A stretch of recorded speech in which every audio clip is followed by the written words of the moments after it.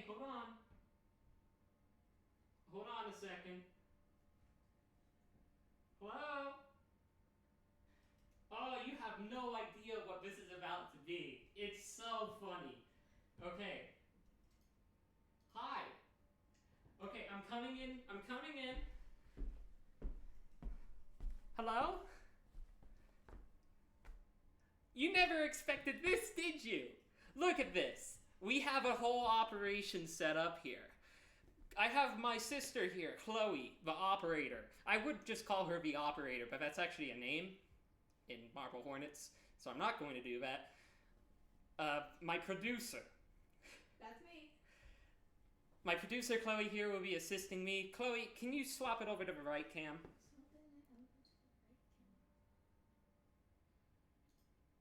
There you go. So, as you can see, things are getting very exciting. Very exciting. Chloe, can you swap it over to left cam? Yep. So, this is going to be something a little bit, it is relatively quiet? Okay, well, let's see. If it's relatively quiet, then we can just bump my mic up and then just deal with that. We can't do much about the acoustics, I'm sorry. Which camera am I on? I'm on that one. Can you swap it to main? So, the microphone is just standing on a stand here. I can't really do much about it. Sorry. This is Slenderman. You know him. We're going to be talking about him for a little bit. And when I say a little bit, I mean... I don't know how long this takes. You know me. This is everything in detail. Welcome! There is a few things we have to do here. First of all, you might not know what everything in detail is. Everything in detail is a sort of... Wait, what's going on? Ooh. You've got a printout ready. So, before you do that, let me introduce everything here. Just get that on ready. Yeah. Welcome to Everything in Detail. Things are a little bit interesting here. So, what do we have going on? If you don't know what Everything in Detail is a sort of impromptu talk show, essentially. I'm going to talk about Slenderman for like 2 hours, 3 hours. Who knows how long this is going to take. This is all impromptu. I haven't actually planned anything. There's a few things planned. It is tradition in Everything in Detail for me to have a new drink ready on every single time. It's a new drink every time. So I got this. This is a Bang energy drink. It's Star Blast. That's the only reason why I got it. Okay. So I don't know how this is gonna taste. I didn't really read it that much. We got noises. Producer, switch to left cam. So you might be able to see in the left cam, but we've got something special here. You can't say it. You can't see it, but whatever. It's like completely out of frame. We got something special here. Sophie steak. I don't know which camera it is on. Mid cam. It's on the left one. Okay, swap to mid. So every time you complete that, your message is gonna print out, and I'm gonna read it, and I'm gonna comment on it. Okay? So what does this do? I just told you. If you're a little bit confused about that, go to the VOD and go back 2 minutes. Every time someone sends that in, we're gonna print it out right here. We have everything set up. I'm gonna print out your message. There's another thing as well. Switch cameras. If you redeem switch cameras, those cameras are gonna swap, and I don't know which one it is. So I just gotta talk into each and every single one of them, and hope I'm talking into the right one. This might be hell. A few other things, though. Well, first we need to try the drink. This thing has like so much caffeine in it, by the way. Like, I think it's, like, literally enough to send me into a heart attack instantly. We're gonna try this Star Blast. Oh, there is an acknowledgement of gaming.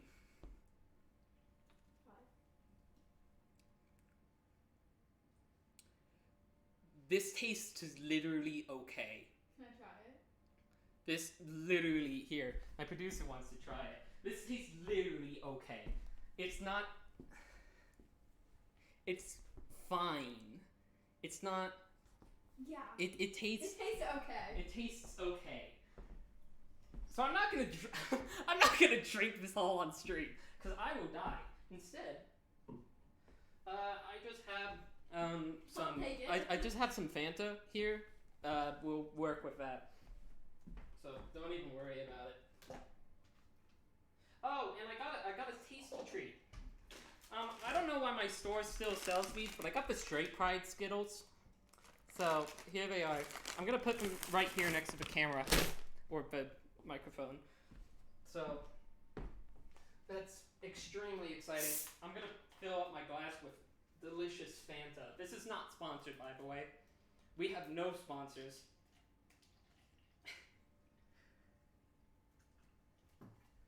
Although, if anyone does want to sponsor us, you're more than welcome to. I question your business decisions, but hey, if you want to give money to me. So, I've got a number of things to talk about for this. I don't know which camera I'm talking into anymore. Did Straight Pride get caught by Automod? That is hilarious. That is so funny. He caught Straight Pride. That's so funny. We got another message printing out here, so give me one moment. That's so funny. I wasn't expecting it to catch Straight Pride. What do we got here? 69 Moths says, I can't wait. It says Papa Tripica is the best game ever made. I played it when I was 12 years old. I cannot believe they made this game so fucking bad. I am in despair and derelictosin. Got rid of the best Iceland about Greek mythology, please. There's another incentive. If you give me $15, you give me $15. You donate, you tip, whatever. We have something exciting. We have printed out a bunch of cry types and other types of copy pastas, and I got a few Wikipedia entries in there, and if you give me money, I will act them out. If you try to get around this by just putting the whole thing in, I'm not going to. You're already doing it. I can see chat. I can see. Chloe, print the next message. I'm working on it. Okay, so we need to talk about Slenderman. This is what the talk is about. We're talking about Slenderman. We're talking about Slenderman. We need to talk about Slenderman. So, the message is printing. I need to get it. I'm using up so many points. How were I ever blood oath? I don't know. You should be. If you submit your points for this, you have to realize the fact that there's I don't know. We have one other thing. I have a machine here. I have a cool machine that is going to do something awesome. I don't know how it works. We plugged it in. We put in stuff. I don't know how this works. Do you want me to just... I think it just...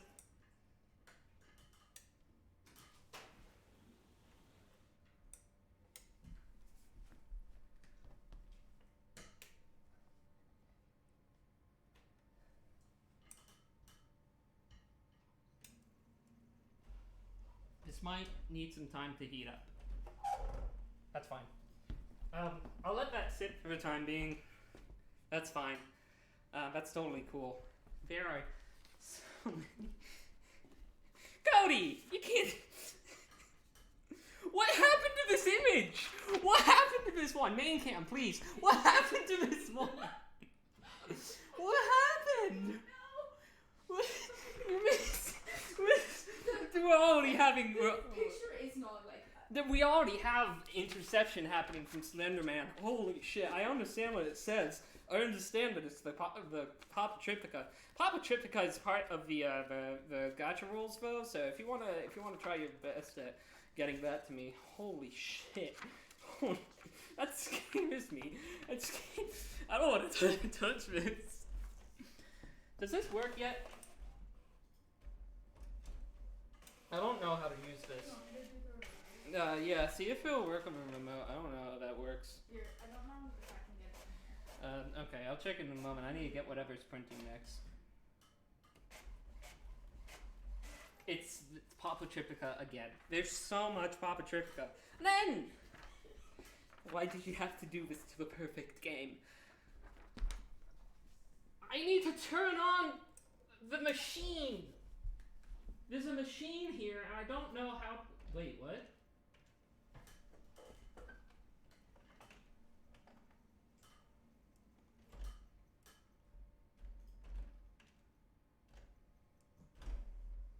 Wait.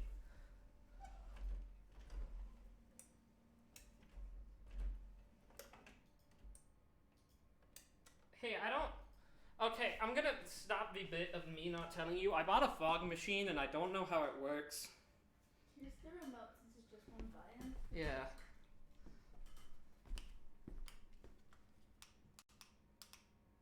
It's we got the stuff in there. No, we thought we would just do it on stream because it'd be funny. Oh wait, no. No, it's warming up. We're gonna leave that for the time being and come back to it later. It's warming up. What is... Why did you do this to the perfect game?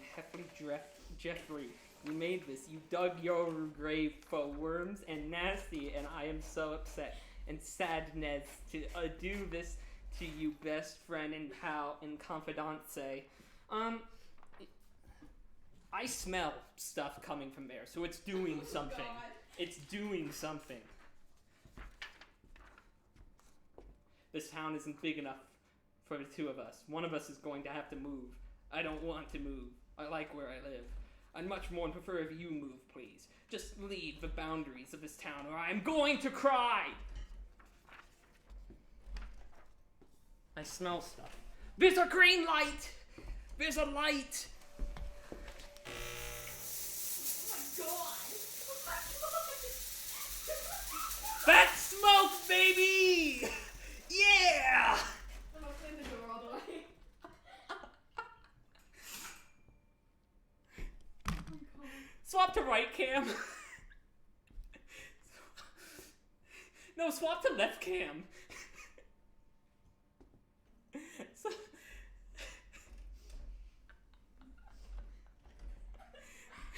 That was so much more violent than I thought it was. Okay, so here's the thing. It's airing out. We got it airing out right now. We're not going to use it actually that much. Smoke is puffing out of it right now. This is concerning. We have doors and such. We have things open. I'm not going to die. There's so much more in smoke than I thought. There's so much more in smoke than I thought it would actually put out. This, I was expecting it to be red. Honestly. It's 3 colors, it switches between them. Oh. Because it's on fade. Well, that's just gonna keep running, so we're gonna let it air out. We need to talk about Slenderman, okay? Slenderman. We know him. Oh, there's a message. This stream has been going on for 18 minutes and Slenderman still hasn't shown up yet, much like my favorite 2016 film. We are going to talk about Slender 2016 in a little bit. I have some opinions on that movie. We need to talk about Slenderman. My producer is attempting to air the smoke out. It's not working. We are having a nightmare. I'm gonna read this last message, but I'm actually gonna intro, okay? Is it on this cam? I can't pronounce this. Okay, Slenderman. Slenderman is a sort of creepypasta figure. I'm gonna talk in this cam. Slenderman is a sort of creepypasta character, figure, like medium in and of itself. Slenderman started on the Something Awful forums during a Photoshop contest in June of 2009, I believe. There's still smoke. Here comes the smoke. It just pops out. We're gonna unplug this, but now I think I really need to. I'm gonna turn it off. Yeah, maybe shut it down.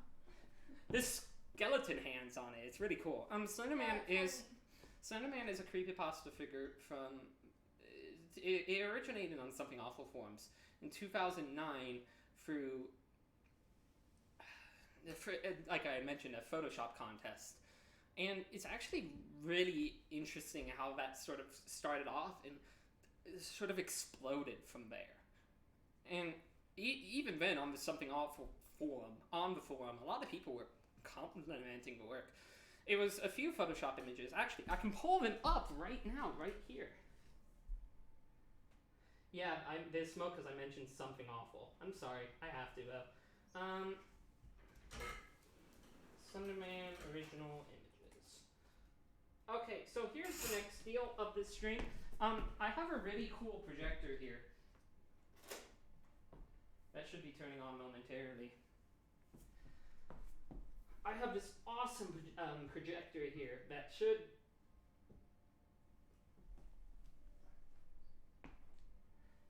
The projector is not on. What camera are we on? Can you swap it to the mid? Yeah. I'm gonna toy with the projector real quick. Why isn't it on?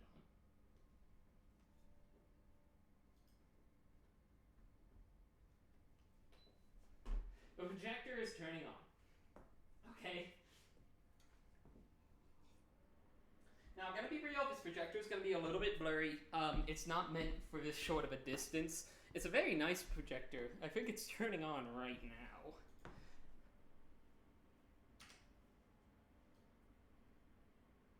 Right? Hey! There it is. So you can kind of see. No, you can't see it at all. The thing is, it's kind of blurry from here, so. You can kind of see it. This is how we're gonna roll. You can see this. It's so bright looking over here. I'm so sorry. The god rays that are coming through it from the smoke. You can see the smoke in it. Yeah, that's awesome. So this is one of the original images, and it sort of sprouted from there. And that's it for the intro that I have. Because now we're going to talk about Marble Hornets. Papo Poopdik Better Agi Extreme Thick Rowley Rogers Heffley the Papo Triptica game could be very godo, but you turned it into a bad. With just 10 bad islands instead of the 50 good islands Fata we love so much. Simply cannot believe you would do this to the best game ever made. You did this to your fucking game. Was so good, and then you ruined it by matching it about to bad book series of 12 books. There are so many papers right here.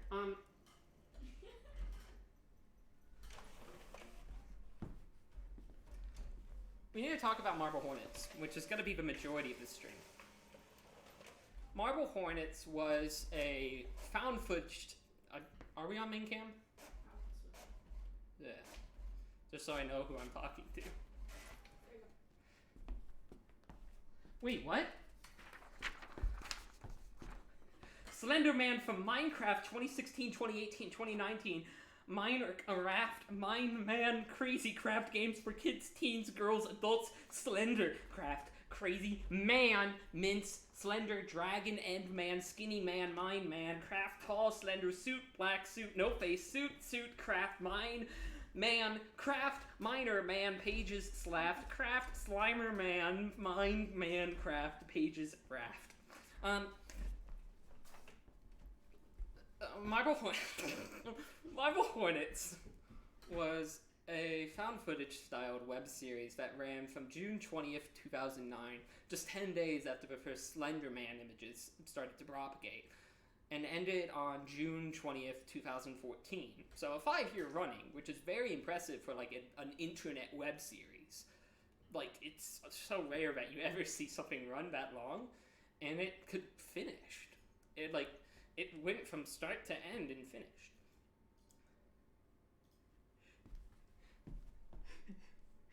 Are you printing that? Can you even catch it on frame? I want to see that for now. Oh my god. So Slenderman, at this point, didn't really have a name. It was just a series of Photoshop images.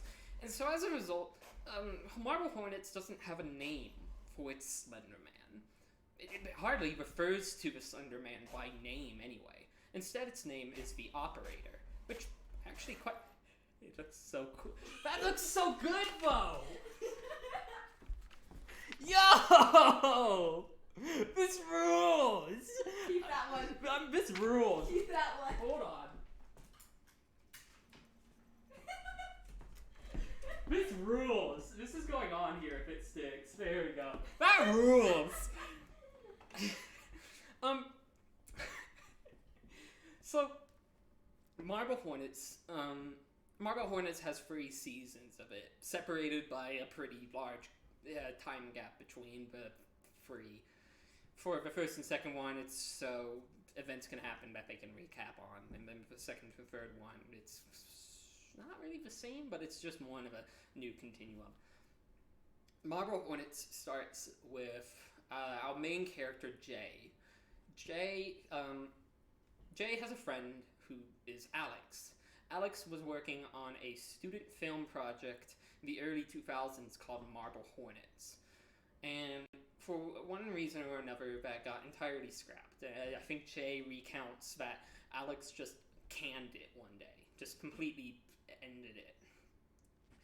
And nobody really knew why. And so in 2006, that canonical 2006, Alex had told Jay, I think Alex had told Jay, or Jay had caught wind, that Alex was going to take the tapes from Marble Hornets and burn them. And Jay didn't want that to happen, so Jay got the tapes from Alex and started to put them together. And, made the YouTube channel Marble Hornets, and it was going to talk about, here's everything I found, everything interesting, and we'll go from there. And very quickly, very quickly, entry number 1, it shows that something is wrong. Because the very first entry is Alex looking outside his window and seeing the Operator. And the Operator, looks back to him. And there you go. So, you get the immediate thing that's going on here. And this continues for a while of Jay looking through Alex's old tapes to see what's on them. And so you get a little bit of insight both into Alex and trying to avoid the Operator and what happens after that. But you also in season 1 you get a lot of what Marble Hornets actually was. You get a bunch of behind the scenes footage of Marble Hornets. One of them notably points out that Alex is a lot more irritated and annoyed than he would usually be, and it just sort of spirals from there. You see Alex getting more and more angry at other people, and there's an entire scene, there's an entire entry dedicated to him berating his camera operator, and you just get to see the what's the word I'm looking for? I was gonna say devolving, but I don't know if that's it. The spiraling down into just insanity and madness and such. And so that's how it starts. But as Jay is watching these tapes, it starts to things start to happen to him. Notably, we get the side account to Marble Hornets, To the Arc, which posts these cryptic messages about what's going on and makes jabs at people and such, and there's, there's coded messages that you have to solve. And it is actually quite a nice breakaway from the standard Marble Hornets. Marble Hornets in 2 the Arc has a very different sort of thing that it's going for. And I kind of like that. I kind of like that it's sort of a split between the two. Even though they're part of the same thing, it's a drastically different style. And we see that style mix when 2 the Arc gets into the Marble Hornets account and starts uploading entries to that. And that's really neat. I like that. It's really cool. So Season 1 continues, and it goes into Jay being further involved in whatever the hell is going on. He mentions that after he's been watching a lot of these tapes, that he's been recording himself the same way that Alex did with himself. Oh, and I should mention, Jay started watching these tapes 3 years after he got them, after Alex had apparently moved away, and it's been 3 years, so he's actually started to watch them. And so Jay starts getting roped up in a bunch of weird shit that's going on. Someone's breaking into his house and staring at his cameras. Jay is doing things in the night that he doesn't remember the day after and has the tapes to roll back on. And it sort of evolves from there. Eventually, Jay goes to an abandoned house that he's been led to. I believe he got an address to go there, or something, I think. So he goes to the house and he starts looking inside of it. And this is where we get sort of a first actual interaction between Jay and another character. Because then we get introduced to the Masked Man, who we see the Masked Man earlier, but then afterwards, Jay's exploring this fucking abandoned house and having a coughing fit, literally having a coughing fit, and just awful on the floor. Sees the Masked Man just sitting on a couch. Masked Man rushes him. They get into a fight. You can't really see much through the camera, but they start getting into a fight. Masked Man collapses and is visibly having a seizure. This will be brought up later. See, that's what we like to call foreboding. And Jay books it. Jay books it out of the house. Something wrong is going on here, so don't want any of that, apparently. He still goes back to the house later. And that's something I actually really like about Jay's character. Jay's character doesn't really have a whole lot of self-preservation. He's very focused on documenting everything that's happening. And that's for better or for worse. He tends to throw himself into stupid situations just to figure out what's going on there. So he heads back to the house and... Actually, I don't remember what happened. I think the same thing. The issue with me is that some of this gets blurred a little bit. I know I forget how we're introduced. There's another sort of a character similar to the Masked Man, or people call him Masky, I think. And there's also the hooded figure, I call. Hooded figure, or hoodie, people just call him. I forget when we get introduced to that. Sophie probably knows and is groaning right now that I'm forgetting it, but whatever. And so we see the series slowly evolve from there. Eventually, Jay realizes that he's pretty much in danger at his apartment, packs up everything, goes to a hotel in the meantime, and his apartment gets burned down. So that's the end of season 1, and we start going into season 2, which season 2 is really when the series leaves the introductory stage and starts going into the I almost said the nonsense, but it's kind of nonsense.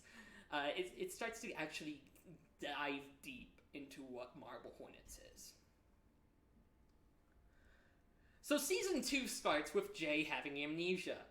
he doesn't remember shit of what's happened in the past 6 months. He remembers everything that happened in season 1, of course, but he's apparently been doing something. He's just woken up in a random hotel room, and he doesn't know what he's doing there.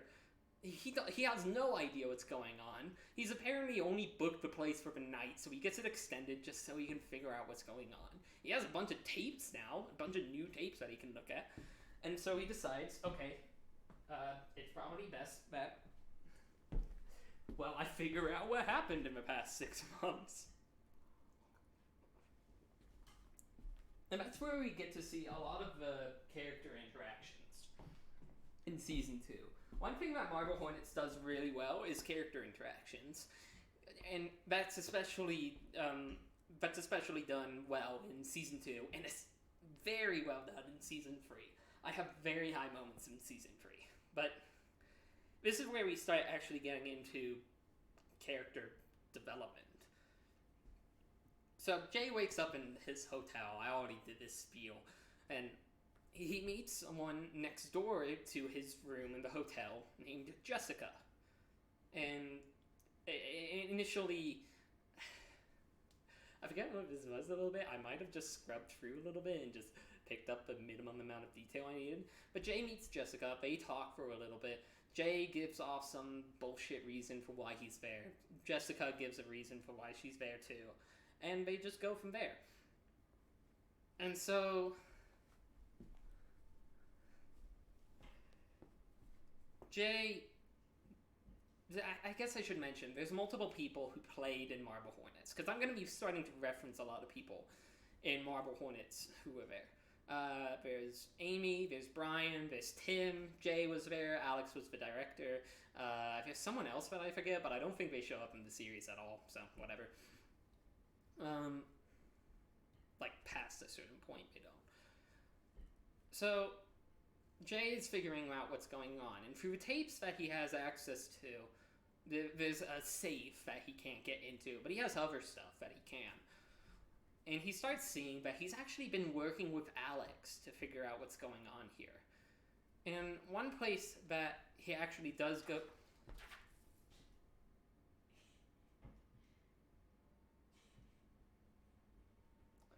One place he actually does start going to is he was given a package that had a return date, like it had a return delivery address. And so he goes there and he ultimately finds nothing. It's an abandoned house. It's fucking whatever. There's nothing there. So he goes back to the house later. I think it's in the next entry. And that's where we actually get to first see Alex in modern present day Marble Hornets. He walks in he walks into the house after Jay warns him that there could be something around the corner. And so they check it, and it's the Masked Man. The Masked Man attacks them, but obviously they have two people, so they overwhelm him, get him to the ground. And this is the first bit of characterization of Alex that I really love. Alex's character gets, like, you start to see who Alex actually is with this. The person that they've just downed and is on the ground, they used the wires to, I think, to tie his hands so he can actually do anything. And Alex picks up a concrete block and breaks the Masked Man's leg with it. And this is the first one of those scenes where you start to see who Alex actually is. You start to see that, hang on, something might not be right here. Something might not be right with Alex here. He just straight up broke someone's leg that they'd never seen. That wasn't even a threat at that point. And he's just going off on him. He just broke his legs and they left, apparently, like, supposedly. And that's just... oh. So that's the first bit of characterization we start to see from Alex. And so Jay and Alex are working together and they're doing stuff. And I have to I kind of have to remember the timeline of events here. I think the issue is I don't remember a whole lot of mid-season 2. I have to think for a moment. I remember beginning season 2 and season 2. I guess we can talk about Jay and Jessica. So Jay and Jessica are talking to each other again. This is a point where Jessica is helping Jay bring in some groceries that he had gotten, and they have a back and forth about that. And Jay gives off another reason why he's there. And there are dogs upstairs, and they are barking. We're gonna talk through them. So Jay and Jessica, this is actually what Marble Hornets does really well, is have confrontation scenes. Jessica eventually just confronts Jay and tells him, okay, why the hell are you lying to me? What are you doing here? And we get to begin to see more about Jessica, because Jessica's also having memory problems. Jessica also doesn't know where the hell she is right now. And so they go from there. What's happening? What happened to us? What's going on? And they begin to work together to just essentially figure out what's going on. They essentially, I don't know if pact is the right word, but it's pretty much fair. You get what I mean, right? Yeah. Cool. So we see Jay and Alex working some more, and the relationship is obviously strained between Jay and Alex. Alex just broke someone's leg and just feels no remorse over it. So Jay and Alex, there's a few parts where they're exploring Rosswood Park, which Rosswood Park is a really important location for Marble Hornets. Rosswood Park. And so they go to Rosswood Park every now and then. They're exploring, and at some point there's a breaking point. There's a breaking point. I think what happens is that Jay thinks Alex is hiding something for him. So of course Jay, doing the brilliant thing, his incredible investigative mind. Investigative? Thanks. Tells him, break into his house. And so Alex obviously catches Jay breaking into his house, trying to find a tape, I think. But that's when something happens that really starts to send Jay over. The operator attacks. We've had a few operator attacks so far, but this one is really weird. Jay sees the operator, and obviously that's bad, but Alex seems to not mind at all. He's wondering what's going on? What's up with you? What is this? What are you doing? And Jay runs off, and Alex and Jay eventually have a confrontation about it. I think Alex confronts Jay, and they end they're not working with each other anymore. So obviously that relationship is now broken and strained. However, Alex does call, at some point Jessica gets into this. I forget how Jessica is introduced in season 2, when she's working with Jay beforehand. I kind of forget what it was, to be honest. Jessica is Amy's roommate. Completely forgot about that. Gonna be honest, Amy has been a little bit lost on my mind, because I don't think she ever appears in Marble Hornets other than through audio. Yeah.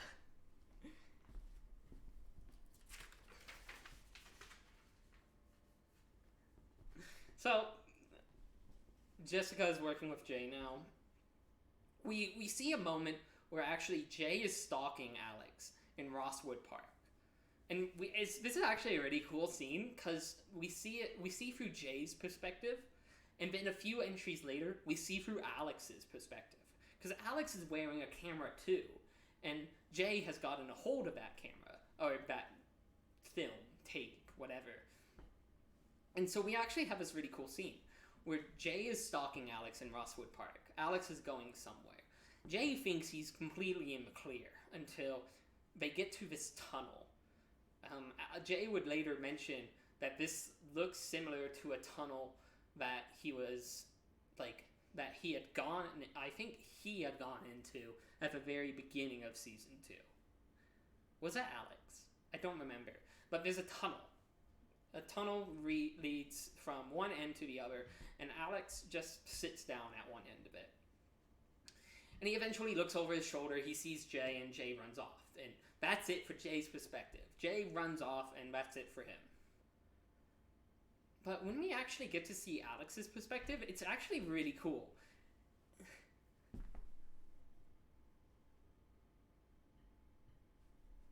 Alex and Gay explored it. Yeah, they did explore it. But Alex returns to the tunnel. We actually get to see through Alex's perspective. When Alex is heading to the tunnel, he's actually saying under his breath, "Don't follow me." He's perfectly aware that Jay is there, but he doesn't do anything for the time being. We see the moment when Alex looks over his shoulder to see Jay, because luckily it's actually edited in, so we can see the exact thing that they do. And so Alex sits in this tunnel for 15 minutes. He sits in there for a while, until this random bystander comes along and asks, "Hey, is everything okay? Is everything alright? What's up?" And Alex immediately yells at him. He's saying, "I told you not to follow me," and attacks this random person who we've never seen before. He just attacks a random passerby and kills him. He chokes him out in the tunnel and then bashes his face in with a concrete block. And this is where we really get to see sort of a relationship between Alex and the operator. Alex walks off, and the operator swooses on in. The body gets got by the operator and then goes away. And so we start to kind of see, that's our first insight into what the operator is actually doing here. Yummy snacks. We get to see the first relationship of the operator, which I'll talk about later as well once we start getting into season 3. There's one final moment, though, in season 2, and this is sort of a tipping point of season 2. This is the very end of it. Jay has essentially gotten to the end of his tapes, and he's gotten to the end of the tapes. There's one tape in particular, though, that really stands out to me. Alex gets a call from Jay gets a call from Alex. Sorry. Jay gets a call from Alex saying, "Meet me at Rosswood Park. I've got something I need to show you."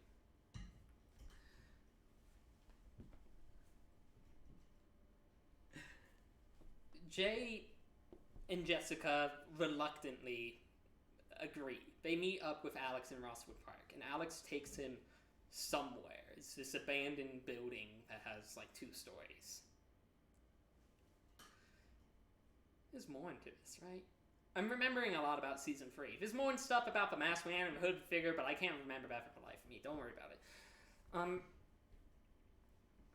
They go up to this abandoned building, and Alex pulls a gun on them. Alex has pure intention in that moment to kill Jay and Jessica.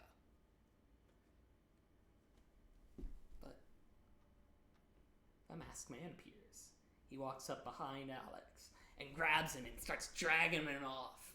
And Jay and Jessica take that moment to run off. You hear a single gunshot, but that's it. Jay and Jessica fucking bolt. They go. They're out of there. And they're just gone.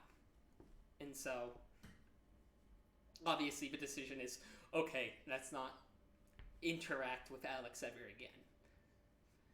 And so we start to see the end of season 2, where we catch back to the beginning of season 2. What happens is Jessica disappears. Jay hears a bunch of noise coming from Jessica's room, gets in there, there's nothing there. She's gone. He finds the code for the safe, unlocks that, gets all the tapes. Masked Man attacks him!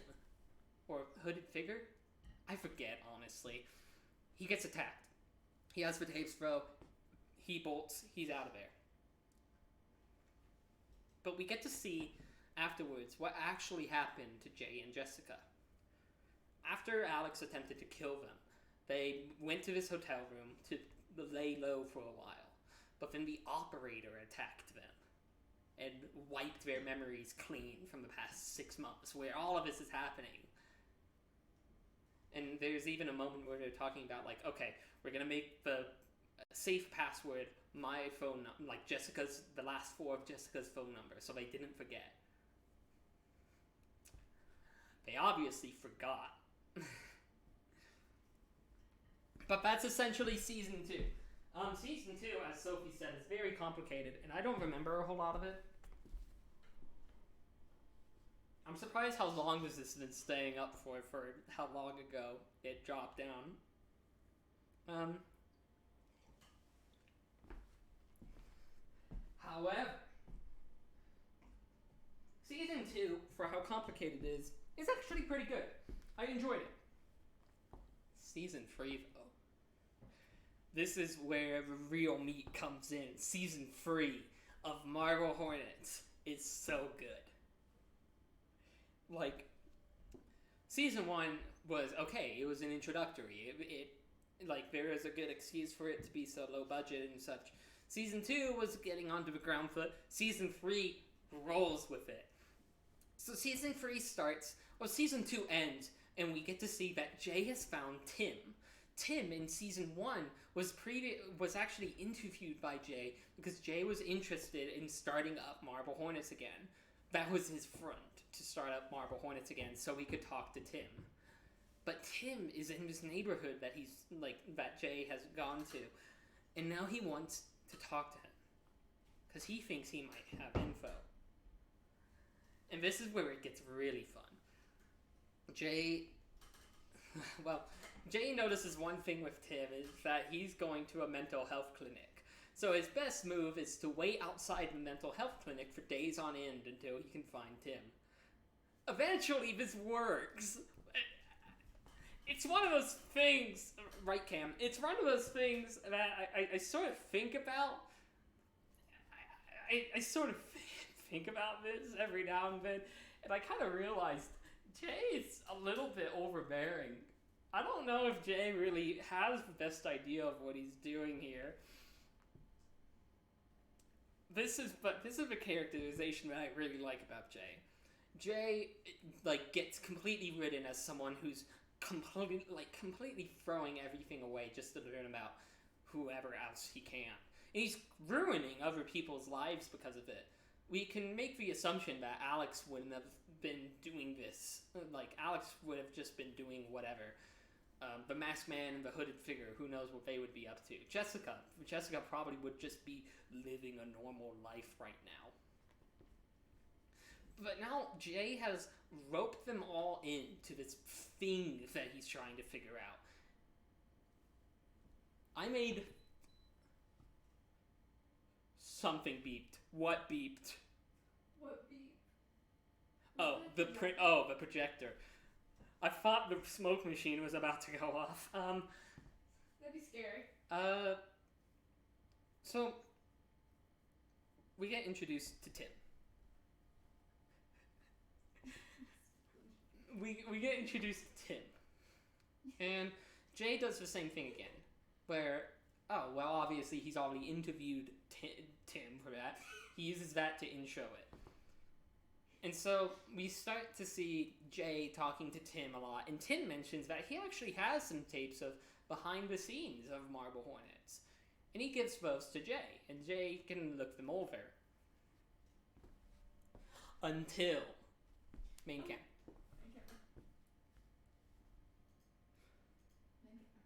Until, and this entry, I think it's entry 52. Sophie State can correct me.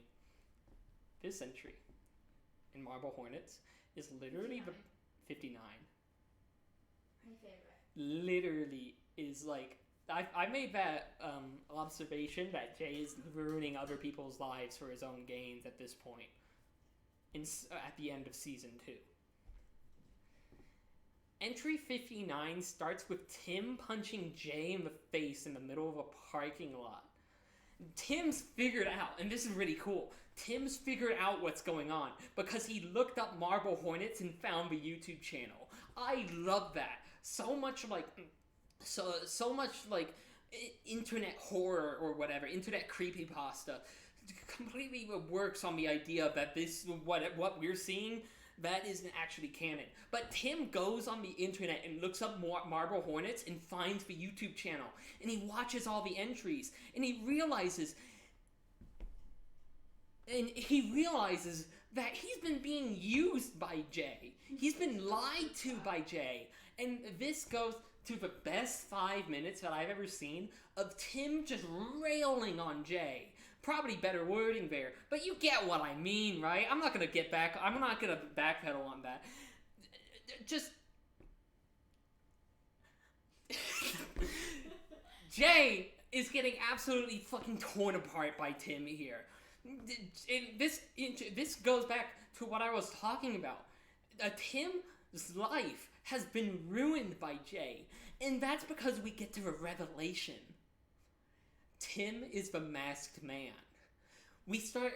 This is explained because Tim says this in the entry. He says that it makes so much sense. One time he asks Jay, how would you feel if you woke up in the middle of the night in the back of your truck or your car with a broken leg?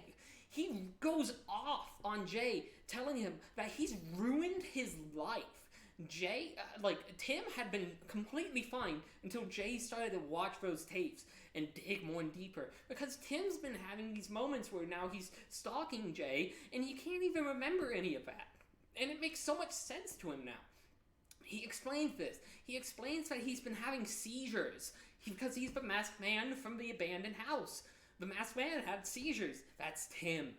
And he explains, how would you feel? I woke up with my leg broken because Alex broke his leg. He's been losing jobs. He's been losing sleep. And for a few moments in between season 2 and 3,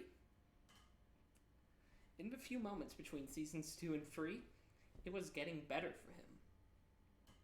And then once Jay starts up again, it's been happening again. And this is literally... Tim was revealed to be masked when Alex broke his leg. Guess who forgot about that? I did. Sorry. That's the point where it really hit me. I think I kind of assumed at that point, but it was probably revealed then, and then I just didn't remember. But this entire entry 59, is literally my favorite. Just because nothing creepy happens. It's literally the characterization of Tim just being angry at Jay. Tim calls off working with Jay. He fucks off. Good for him, honestly. And he's like, okay, I'm done. I don't want to deal with this anymore. And that entire scene is just something so impactful to me. Tim's actor, whose first name is Tim, I don't remember his last name, is a really good actor. He's really good at pulling off those emotions, and it's such a well-delivered just scene. It's so good. I love it so much. And that's what really encapsulates Marble Hornets for me, is that it does a really good job with the character interactions with each other. They're really good at building a relationship with each other, exploring those dynamics of each person. Each person that gets introduced into the story is explained through it. They get their introductory, and then we see them grow through it. It's really cool. It's really, really cool.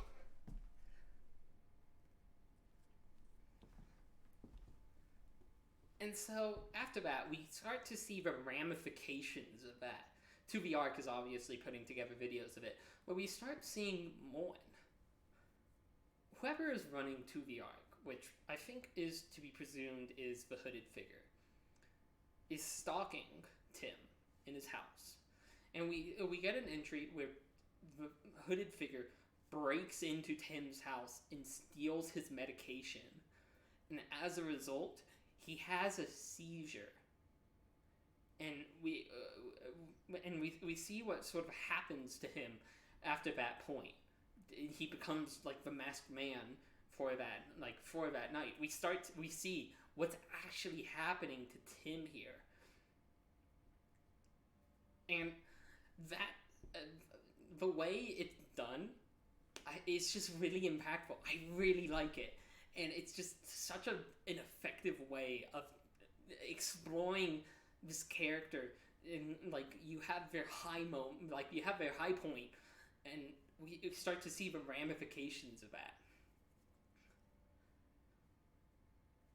So Jay is continuing by himself. I think beforehand, we had a scene where Jay and Tim were exploring this burnt-out hospital that was being used as a set for Marble Hornets. So Jay is kind of playing it off as like, oh, can you show me this? Because I think it was a set for this. And so we go from there. We have Jim and Tay, I all said. Tim and Jay exploring it. And they see the hooded figure. And Jay makes chase. He bolts after the hooded figure. While Tim's following, I was like, what are you doing? People come around here, like, people walk around here all the time. Until, and this is beforehand. And then eventually,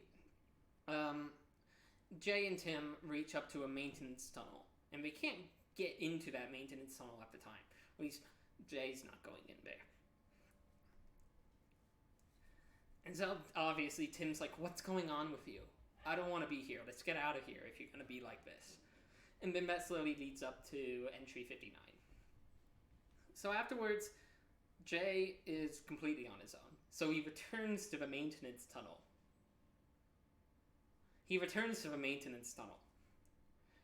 And again, another shining moment of Jay's geniusness. He starts crawling in the maintenance tunnel to find what's in there. And he does find something. At the end of the maintenance tunnel,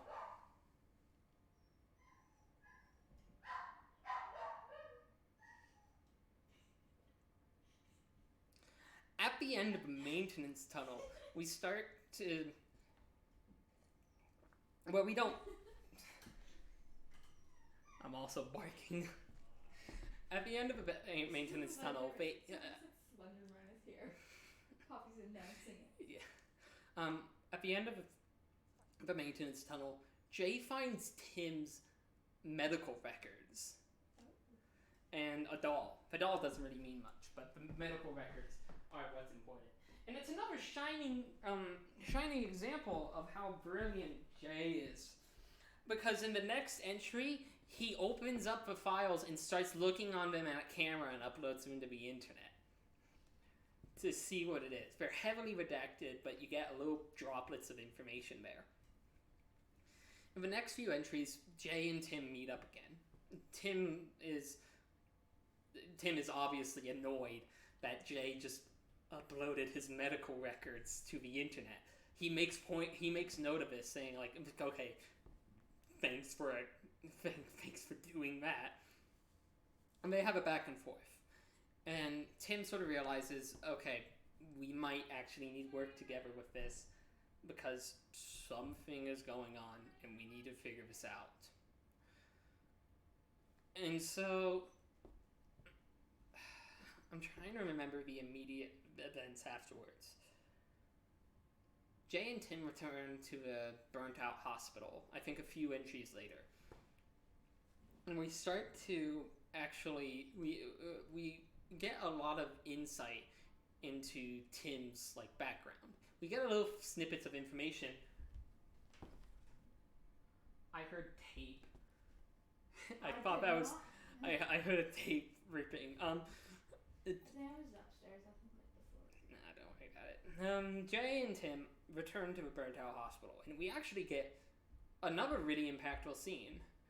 Tim tells Jay, no, actually, I was a patient here. And he starts going into all of these he doesn't remember anything. All he remembers is like they would just sedate him and such. And he talks about like being in this hospital for a long time and not even knowing what's going on because he kept having memory issues. He wasn't remembering what was happening. And he was just like constantly confused about all of this. And again, this is a really impactful scene because like Tim is very obviously like traumatized by this.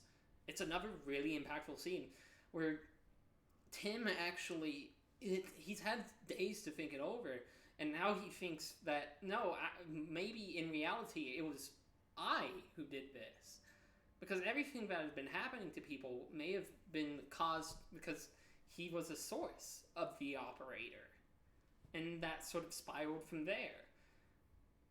And so Jay and Tim sort of get into another understanding, and like they get an actual understanding with each other, and then that actually marks of them like actually working together.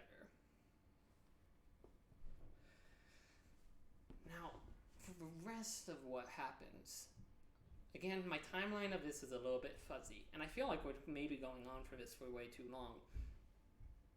So I'll try to expedite it a little bit. So Jay and Tim are figuring out more.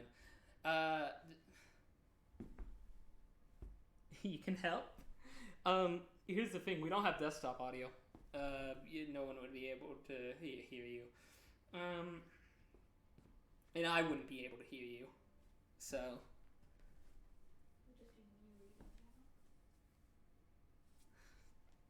So. Wait, what? Oh, okay. I just can't see that monitor that well. So Jay and Tim are exploring. They eventually start looking into one of Alex's old houses because he had moved, and so it's like, okay, what if we find something in that house of his? Because like they're exploring a bunch of different locations that they've been to. They actually go to a place where Alex tried to shoot Jay and Jessica, and are talking about like what happened during that. And Tim obviously doesn't remember. They actually see the bullet hole from the one shot that is fired, and they mention that. But eventually, they actually end up at Alex's old place, and they get in, and they start looking through the place to see if there's anything that'll help him. Literally anything that could. And this is one of the parts of. Well, no, there's an event that happens beforehand, but I'll finish this one up first. They're looking through this house, and Jay puts down the camera to help Tim with something, and we see the operator. They don't see him, but the camera sees the operator. So Jim again. I started doing this a lot. Jay and Tim go into the basement, and this is a really cool scene. They go into the basement. They look at Tim looks out one of the windows and notice that it's night now. It was day, but in the time that it took for them to get downstairs, it was now night. And that sort of signals to them to book it out of there. Oh yeah, I'll talk about hooded guy too. So Jay and Tim try to run out of there. Jay collapses from a coughing fit, and this is something that I'll talk about when I'm talking about generals of Marble Hornets. And the operator is attacking. Tim runs back for Jay, and we actually see a really cool scene where Tim runs up to the operator and stands up to him, even though he's like falling over and coughing, and the operator leaves, and they can't make much sense of it, but it's a scene that kind of left an impression on me of like, oh, this is something really, really cool that happened. Tim went back for Jay, and like it's showing that they have like a relationship now, that we're actually working together. And we see that earlier as well. So Tim Yeah. So we see that earlier as well. Tim and Jay are exploring the tunnel that Alex was in. That's appeared multiple times in Marble Hornets, the tunnel in Rosswood Park. Tim and Jay go into it, and then Tim starts going into a coughing fit. He's like falling to the ground, and the operator attacks. Jay is attempting to drag Tim out of there, but Tim tells him to run.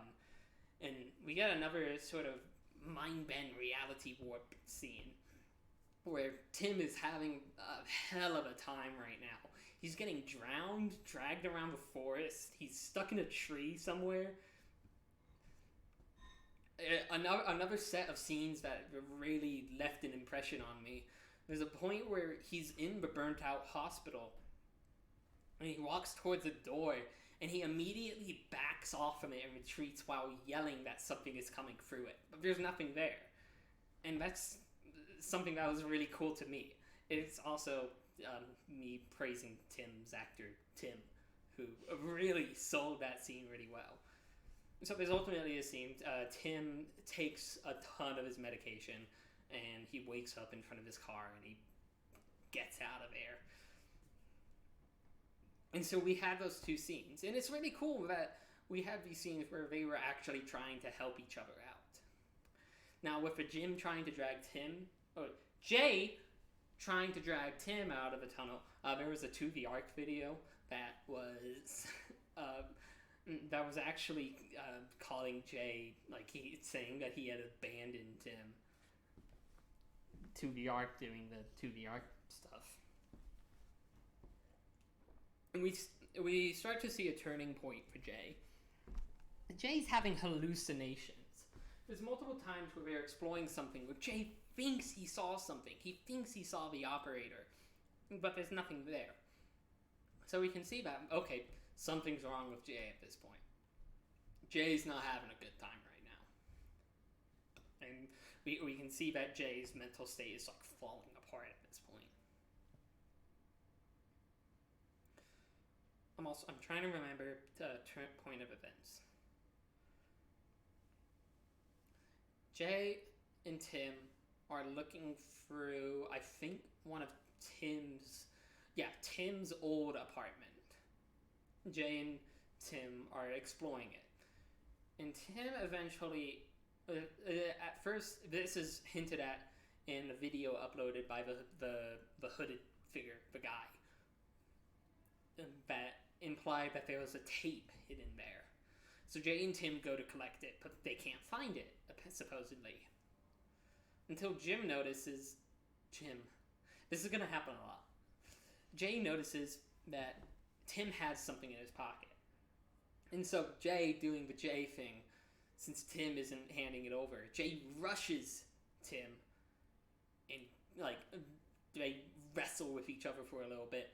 Jay recovers the tape, says that, okay,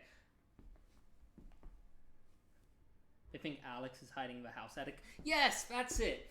Because there was an entry that was supposed to be saying that Alex was hiding in Tim's house for Tim to get back to fall asleep so that Alex could kill Tim.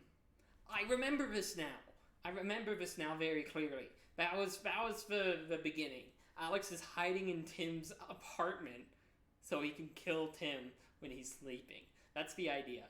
And so they go back to Tim's apartment during the day. They look around. They see the spot where Alex was sleeping in and such, waiting for this. He's not there. And then they wrestle over the tape. Jay recovers it. Tim says that he was going to give Jay the tape, but it wasn't time yet. It wasn't time. And so Jay runs off with the tape, and we get to see in the next entry what that tape was. And here's where we get a turning point. We go back to the end of season 2. Tim, as the masked man and the hooded figure, pull Jessica out of her apartment and into the woods. And we can imply that Now the Tim, as the masked man, was going to head back in to get Jay. But things go awry. And things go awry. A hooded figure is watching over Jessica, but the operator attack. Jessica wakes up, and the hooded figure is like trying to calm her down, like, shh, it's okay, we're fine. Because Jessica doesn't remember who they are. The operator attack. Jessica runs off, and Alex shows up and the operator and Alex show up, and that scares off the hooded figure. Jessica then goes with Alex to the tunnel. They're close enough to Rosswood Park that they go to the tunnel, I believe. And so Jessica and Alex is pretending that he's going to protect Jessica. It's going to be fine. We've got this. Don't even worry about it. Because Jessica doesn't remember Alex. Jessica doesn't remember when Alex tried to kill her. Because Jay hasn't been informing her of any of this. So, great moves. Alex pulls a gun on Jessica. Jessica, though, overpowers Alex, gets the gun, runs off, though. Here's the issue, though. Jessica doesn't really remember anything. Jessica finds the operator in the woods. And thinking that that could be someone who could help, runs up to the operator. Jessica gets got by the operator. And we won't see Jessica for a while after that point. But that's the turning point for Jay, it seems like. In the next entry, Jay is obviously furious about this. He's going to Tim's apartment to attack him for this. He's gone off the deep end. He's so angry at this. And so he attempts to break into Tim's apartment and attack him. But Tim... Oh, wait. Before we talk about this, Jay got a box with... Or Jay got a box that I think said that Alex had Amy? Amy or Jessica? It might have been Jessica. I don't... What? Sophie! Was it Jessica or Amy?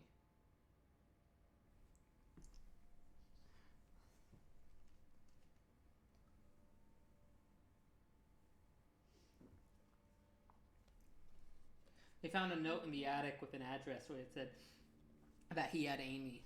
The address was the college. Okay, that's it. They found a note that said that Alex had Amy. And so, beforehand, Jay is going to Tim's house to attack him.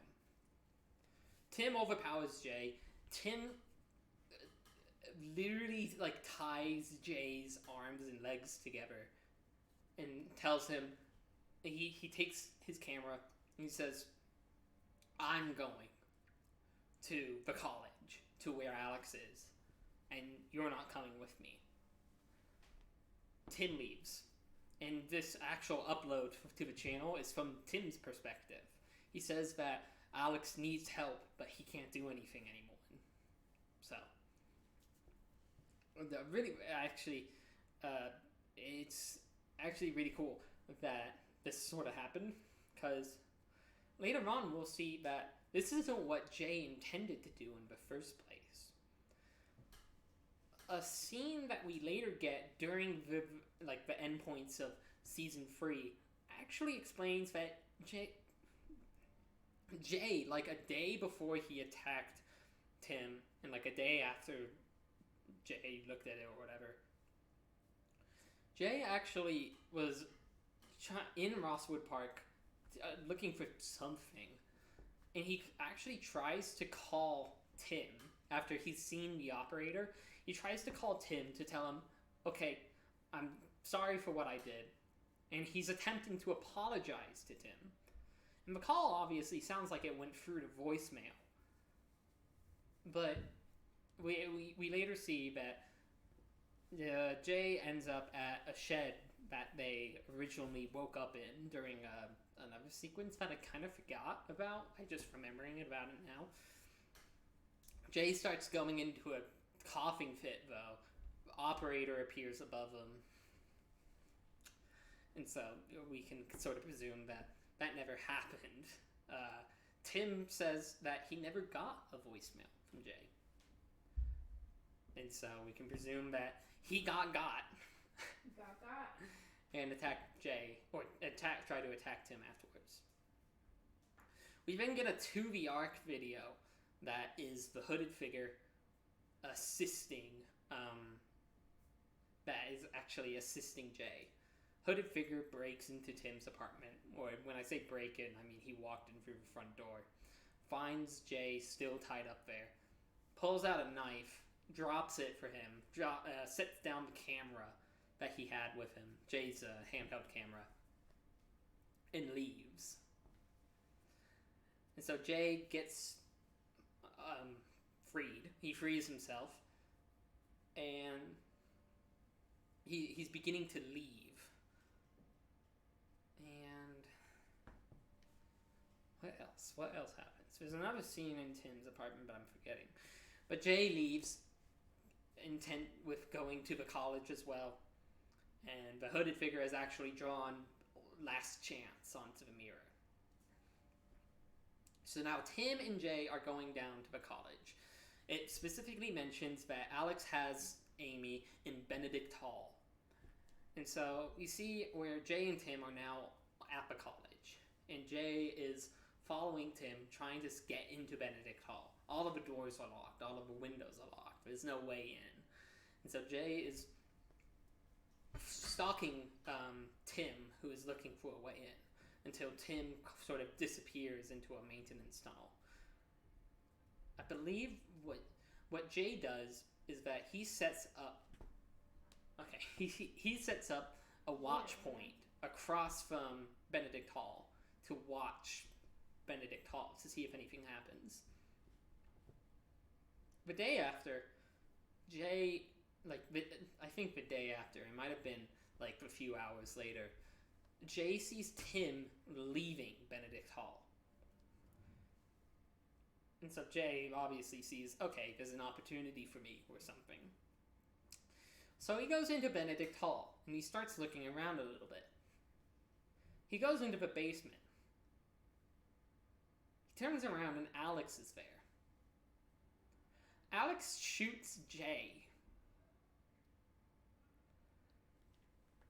Jay, now shot, now fatally wounded, tries to run off. He gets into a room, he tries to barricade himself. Oops, the operator is there. Jay gets got. Jay is dead. So if you just said hi, Alex, then bye, Jay. A picture. Jay is dead.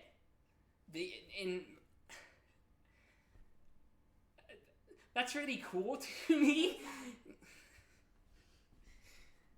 Jay is dead now. And so Tim finds where Jay had beefed it.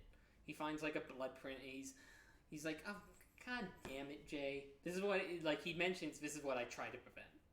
And so now it's up to Tim to save the day.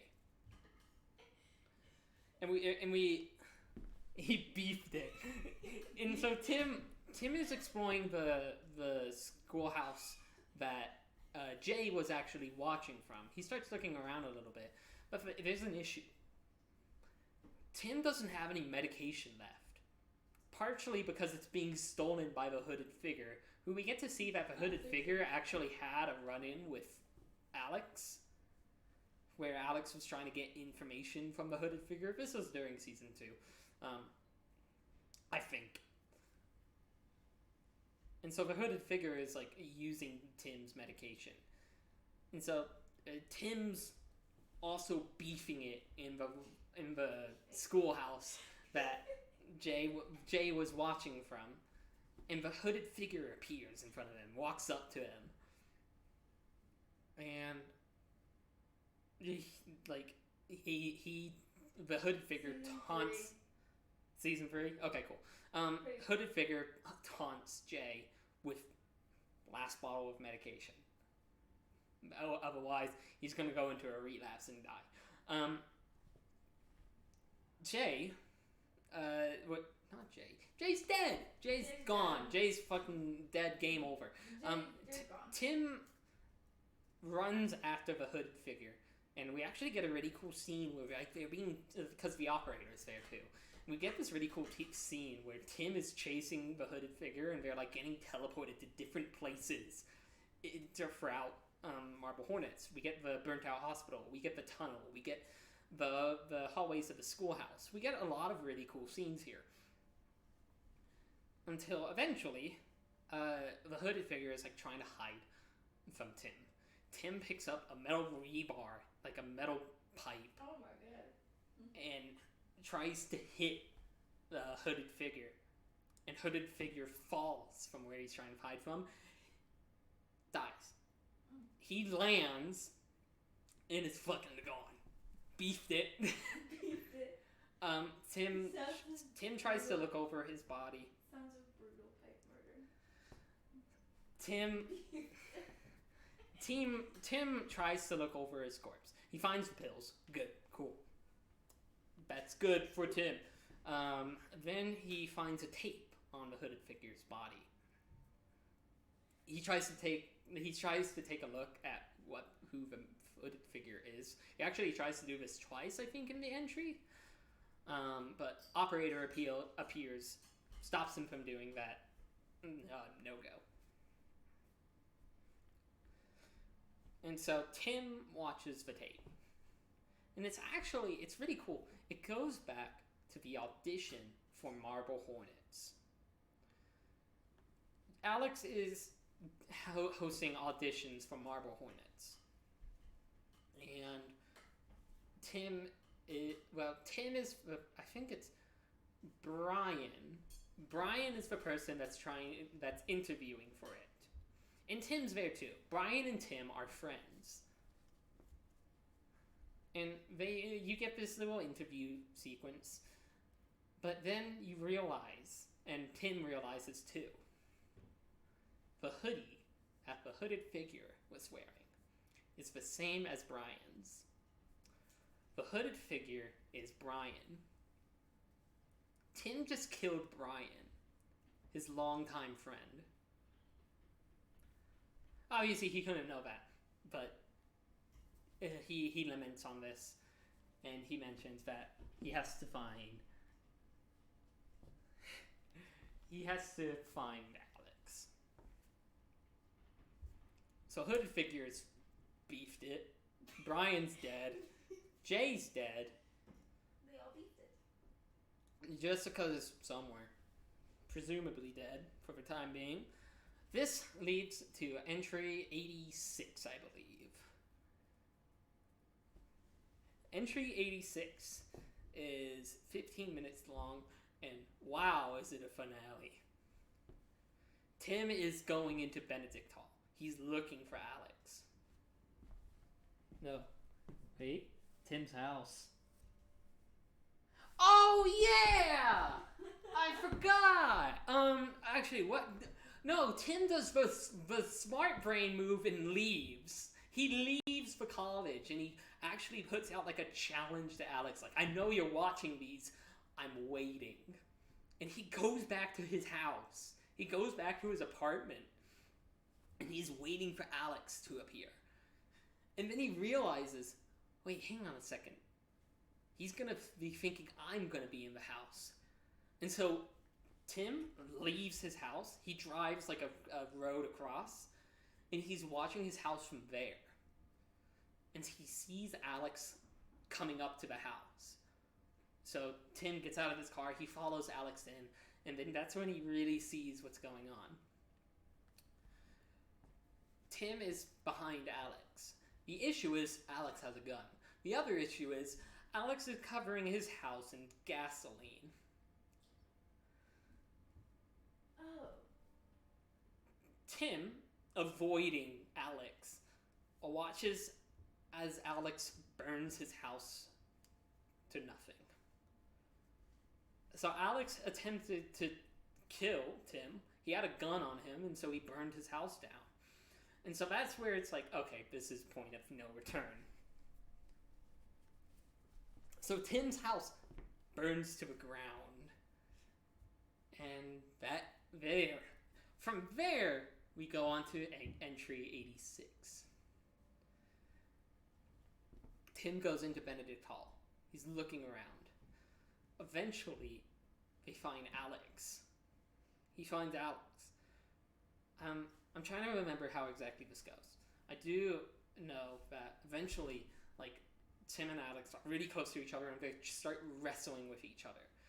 Oh no, I know what happens. Tim is looking around Benedict Hall, and then Alex tries to shoot him from a while away. Like, I think Alex is walking around the place and Tim is following him. But then Alex realizes and then tries to shoot him.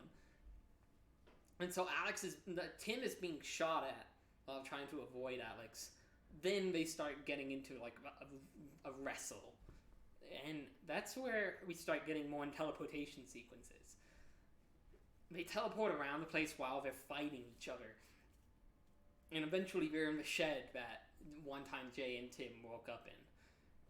Tim gets the gun, but Tim stabs Alex.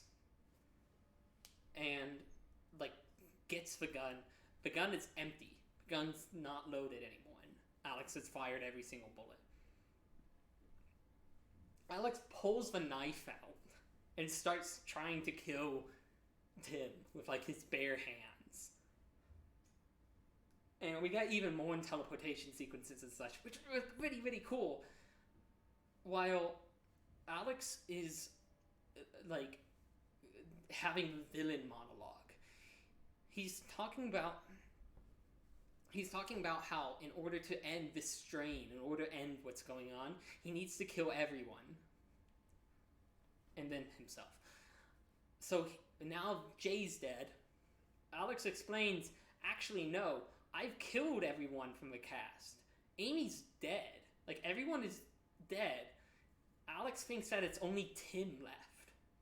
Or, I think. I don't think that's really... No, that probably isn't it. But just Tim's next.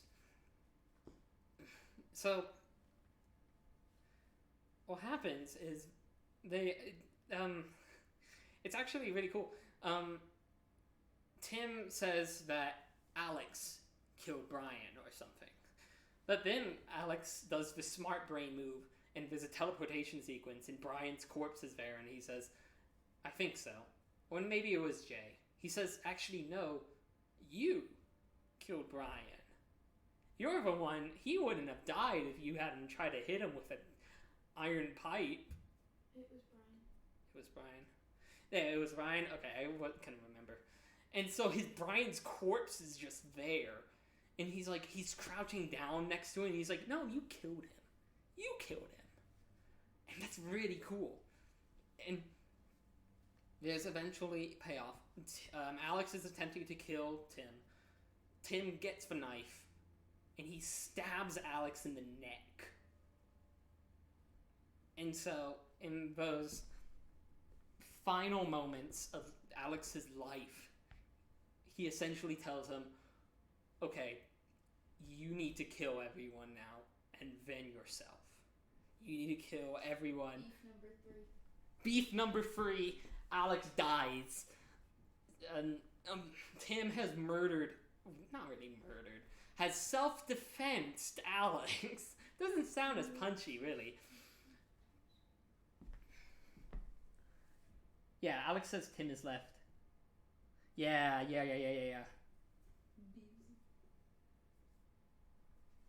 Yeah, that's what. Tim mentions that there could be hundreds of other sources. Like, there could be thousands. But Alex doesn't really care about that. He cares about killing Tim. Tim stabs Alex in the neck.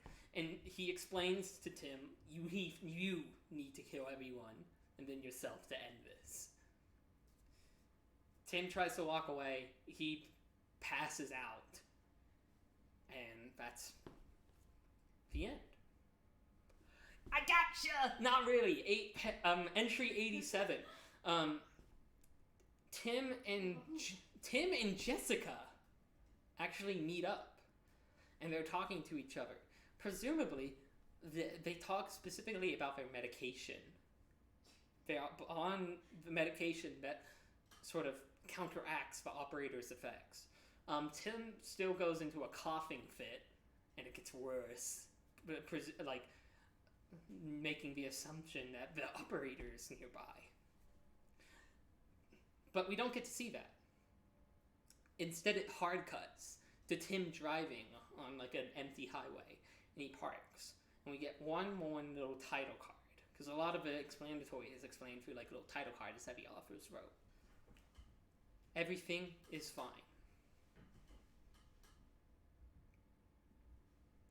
Nothing more. That's how Marble Hornets ends. And honestly, I really liked it. Everything's fine. Everything is fine.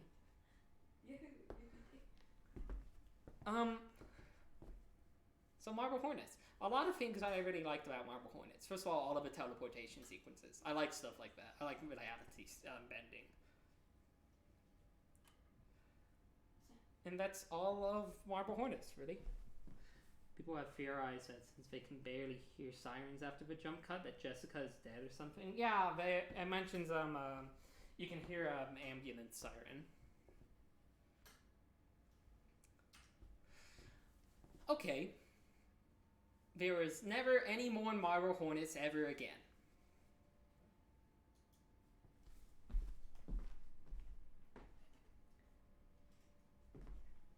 I got you again!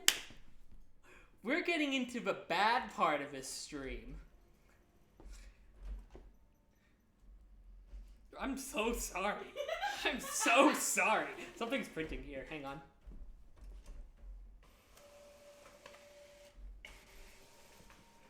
The printer is trying to print double-sided, so it takes a little bit longer.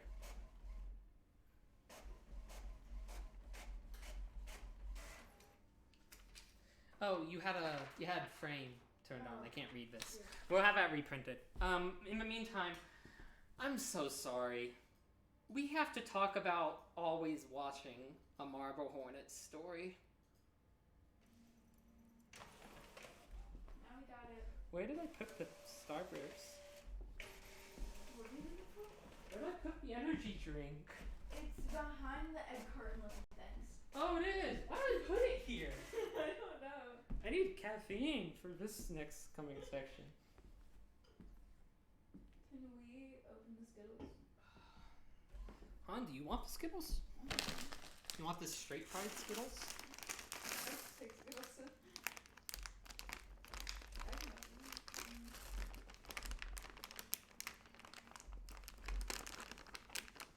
I can't open them. You will have better luck. Have the straight fried Skittles. What printed? Yeah. Sophie said, genuine question. What was your top 3 entries overall? Mine is 59, 85, and 83. Want to try? A lot of yelling. It's just Skittles. I don't care. Just try not to make too much noise with them. I dropped it. I think my favorite 3 is Tim yelling at Jay. I think that's really good. The part where Alex kills a random passerby is really impactful to me. And then the entry 86, where Tim kills Alex. Those 3 stand out most to me. I don't really have a reason why. But now, we need to talk about always watching. I'm off frame. But always no, I'm off middle. Always watching a Marble Hornets story. Did you know that Marble Hornets has a movie? I wish I didn't. I'm so sorry. Marble Hornets had a not necessarily a canonized movie. It was sort of, as it says, a side story. It was something that was happening within the Marble Hornets world. I kind of pronounced that weird, but you get me. Always, I'm going to refer to this as always watching. I'm not going to try to get the rest of it. always watching sucks. Like, okay, what I loved. Okay, so here's the issue. I'm gonna make hand gestures here. I hope you're ready for this.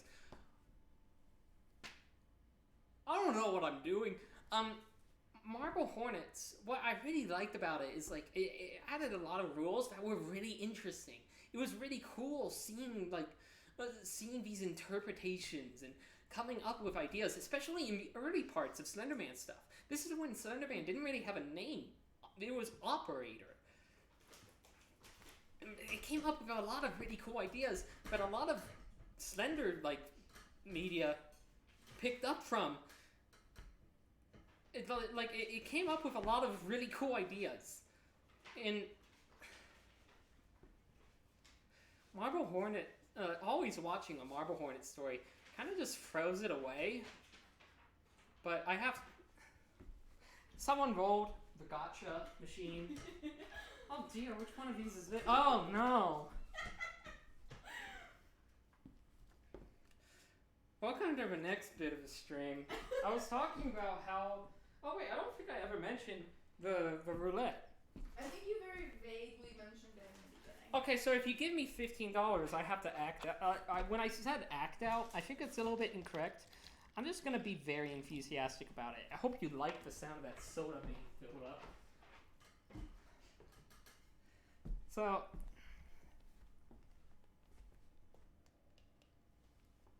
So I've got a little collection of things.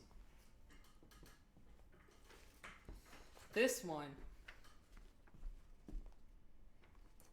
is, I printed this off really small, you can tell. This one is Halo. Halos in Space. I forget who the author of this is. Same person who made the Half-Life for Life Consequences. This is really small text.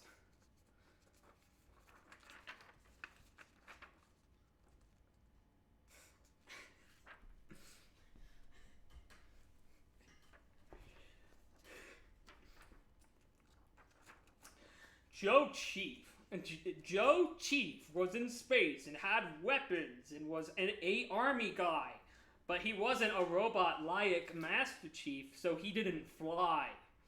Joe Chief was one day in a place and shooting weapon at targets, and then got a call on the space TV in the ship that said to him, "Joe Chief, aliens are shooting at ship, come here quick." So he went. Joe Chief ran fast, there to where bullets were from aliens, and took out his weapons and shot at space to hit ships. Aliens started flying from space into Joe Chief's ship, so he had to do something quick. Joe Chief punched a alien and ran fast to get big weapon from the locker room. So he went there and got it and shot alien again into legs, and they fell. And Joe Chief shot again and killed them. Joe Chief looked at dead aliens and said to them, "Aliens, we are human people and you are aliens, but we don't need to kill things like us," and then pushed them into space.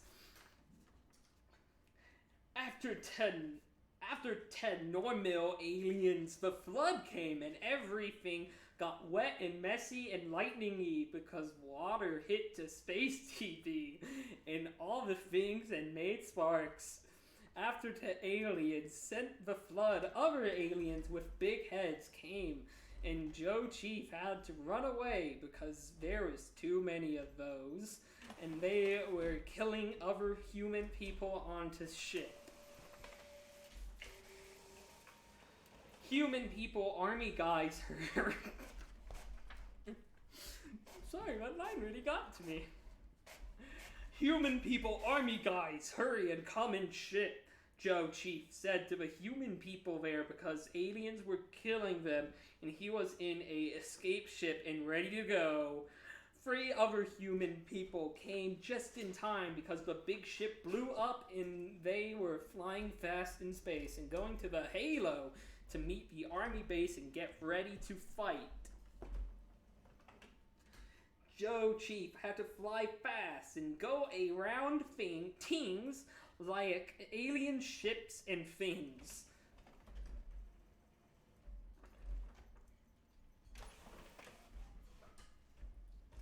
Then out of nowhere, boom, happened in the back of the escape ship fell open and one of the army guys fell out and exploded in space. And another one closed it and said, "No, he was my brother!" And then got tired and slept. Joe Chief looked in front of him and seen aliens shooting at him, and so he did a barrel roll until lasers went around him and went away. Joe Chief saw the halo in space, so he put the ship faster and went there quick because a lot of aliens were there. Joe Chief shot like bang, bang, bang from the ship and made aliens blow up and then landed ship on Halo. Joe Chief said to the other two army guys, "We're here, now get weapon and kill aliens fast." So they did, but when they left, a ship landed and squashed them. Human people, army guys, were all dying fast, and Joe Chief had to save them, but he didn't know how. But then he saw something and went to it, and piced it up and said, "No, we win," to himself. To be continued?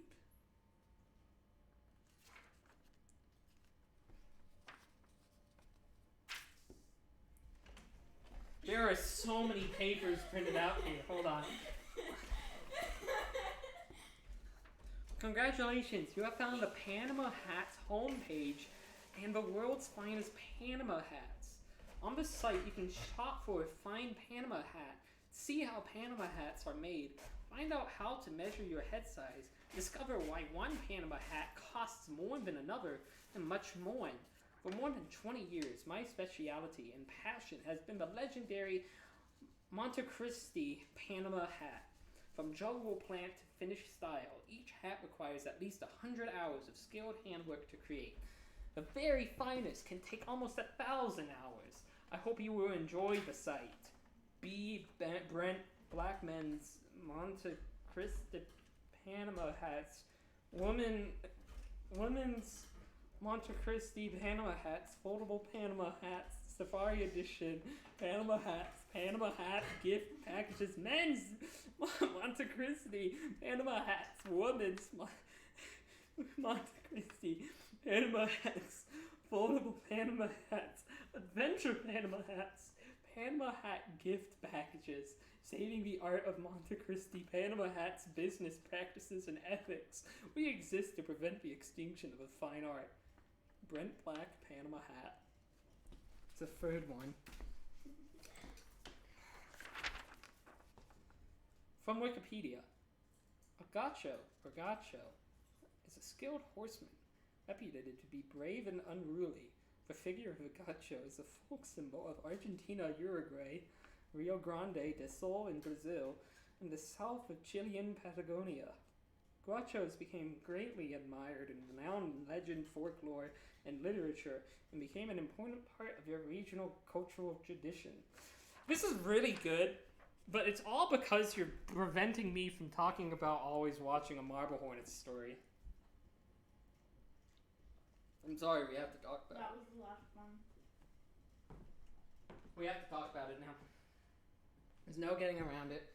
We have to talk about always watching a Marble Hornets story.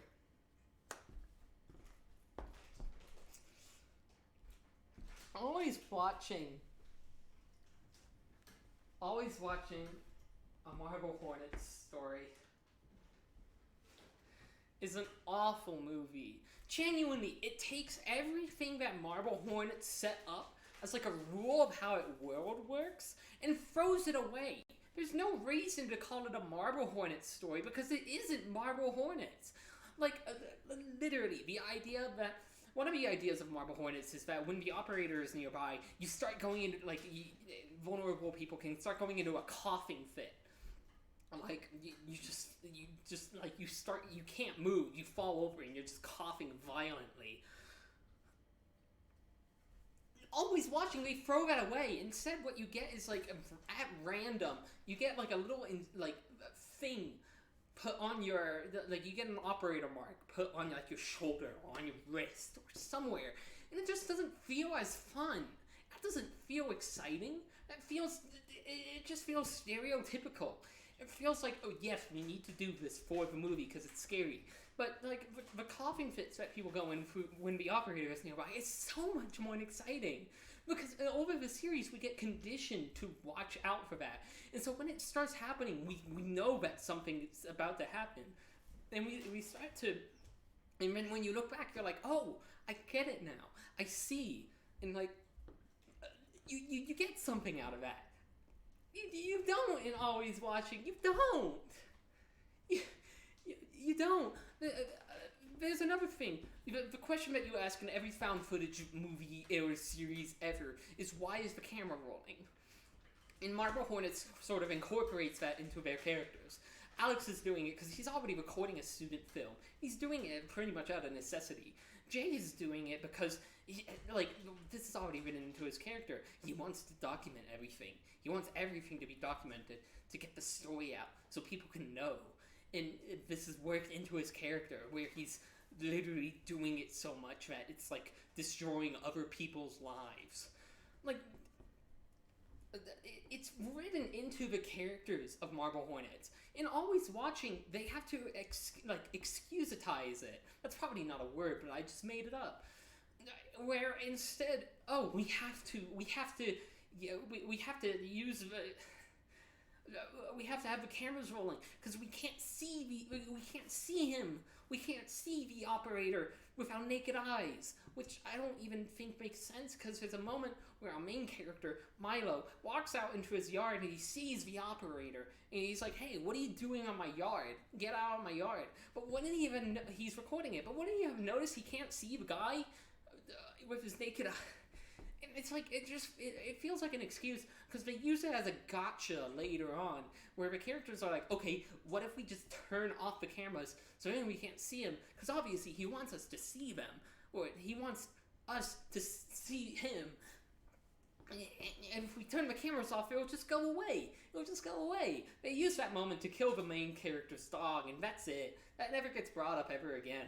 It's literally just an excuse to try to like ham fist this horror in. You're supposed to be upset about the dog dying, but I don't care. I feel like you're making up an excuse for this. This wasn't a thing ever in Marble Hornets. What are you talking about? If you're gonna call something a Marble Hornet story, it would make at least a little bit of sense to stay a little bit truthful to the source material that you're working this on. But I guess not. It's like the other big thing with Always Watching. What is the operator's intention? Marble Hornets keeps this completely. It keeps this completely intentionally vague. We never know why the operator is doing this. We can see that he obviously loves to grab the corpses and eats them or something. But that's intentionally kept vague, and it's actually really cool. In Marble Hornets, but the operator isn't necessarily really controlling anyone. And Alex is very obviously being used by the operator, but I think it's actually a really cool dynamic. Alex obviously wants to kill everyone to stop the operator, to stop this plague, as he calls it, to stop this strain. And I think that's really, really cool. And the operator uses Alex because obviously Alex's violent tendencies gives him stuff, because he gets corpses and such out of it. We see this with a random guy. We see this with Jay. This probably happened with other cast members like Amy, and like it's like the operator obviously has an advantage by following around Alex, and so Alex doesn't get attacked by the operator. We see a point where Jay's broken into Alex's house and Alex confronts him, but then the operator appears, and Jay's obviously like Jay's obviously being affected by this, and he runs off because of the operator. But Alex doesn't care, and I think that's really cool. That's like really cool because the operator never directly uses Alex, but Alex is a good segue for the operator to get stuff out of it, and so I think that's a really cool dynamic between the two. In Always Watching, it's just possession. Oh, the operator possesses you and makes you kill your children. Ooh, he makes you ram your head into a car window.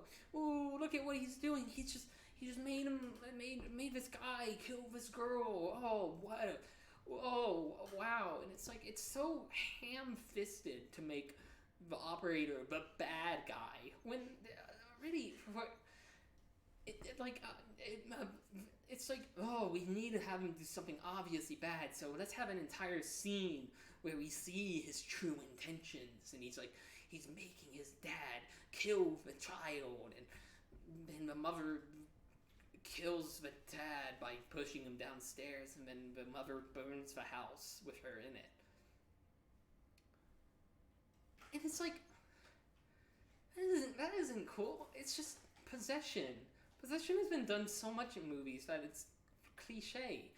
And it doesn't feel interesting when it's the Slenderman doing it, when it's the operator doing it. It feels much more washed down. It's like, oh, we have to have the audience know immediately. But it doesn't feel like it's trying to use the Marble Hornets medium. It takes everything that Marble Hornets did and throws it out, essentially. All of the cool stuff with Marble Hornets is just thrown out in Always Watching. For no reason. And it sucks because of that. I guess I might as well talk about, what the movie is. Always Watching, a Marble Hornet story, takes place with three news storytellers, camera operators, and I forget the name. News person? Anchorman. Maybe. News anchor. Maybe. You get what I mean. Three people who work in a news station trying to find trying to find a story while they're looking at abandoned houses and with the processes of the city trying to figure out what's up with that. And they eventually go into a house that is completely furnished. Everything is still there. And that's where the story passes into. Where the story becomes, okay, what happened to this family that was here? And they start to slowly uncover it. There's a bunch of tapes that they found in their basement, and they're watching all that. Newscaster. There's a bunch. And so we start formulating this story about what happened to this family. And it's actually kind of cool to see how they're trying to structure the story. And they're interviewing people who were familiar with them. And it's like, oh, well, the mortgage company didn't do anything. The police chief said that the father was making nonsense calls to them. And then they start seeing, oh, there's a guy standing in the background of this birthday party here. But the audio and the video gets weird. It starts getting staticky. What's up with that? What's going on there? What's going on there? And they start looking into it, and it's like, oh, this is a guy. What's this guy doing here? And so then the guy starts attacking them. The main character, Milo. He's kind of the main character. Milo starts looking into this, but then he starts getting paranoid because oh, what if the operator is, well, what if the guy is attacking me? And so he starts setting up his house to be able to see different rooms because I guess the dad makes a mention that you can't see him with your naked eye. It's just whatever. And so Milo starts rigging up his house to be able to see everything. But even then, he still doesn't see anything. The operator's still doing stuff. Because whatever. And we eventually get a confrontation scene with Milo, Sarah, and I forget his name. Milo has actually been stalking Sarah. And what's his name is Sarah's boyfriend, I believe. and so it goes from there, and then they have start like arguing with each other because Milo breaks into Sarah's house looking for help, but then they break into his house for some reason, and then they have a confrontation about that. Then the guy attacks in the most comedic way possible. He just sort of teleports into the room and a glass breaks. I don't really get it. It's also implied that the operator does funny stuff with lights, because there's a point where, first of all, the story gets who fucking cares? The story gets canceled. They drive down to Colorado to try to find out what's going on. By the way, in a location that's actually like 3.5 hours away from me. Where is it?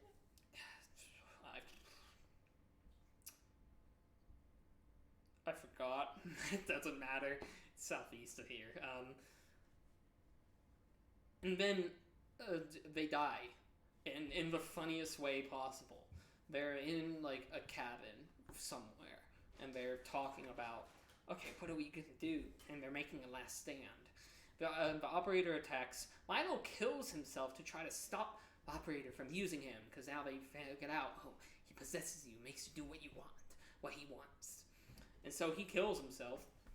I mean, his zombified corpse gets up and kills the other two. He kills What's-His-Face, and then goes out into the forest where Sarah's run off to. And in the funniest way possible, Sarah's in the forest trying to get away, and she's like maybe a quarter of a mile away already, and then just gets thrown back into the cabin. It's really funny. And they all die. And it's... At least it isn't 2016. Yeah, we have to talk about Slender 2016. But that's it. It's awful. It's not a good Marble Hornets story because it just feels like it's trying to be a Slenderman story. It doesn't feel like it's using Marble Hornets as a medium. It doesn't use it. It doesn't seem like it's using it as a bed to work something off of. It feels like it's going against whatever Marble Hornets was trying to do, and just throwing it all away. And I don't know.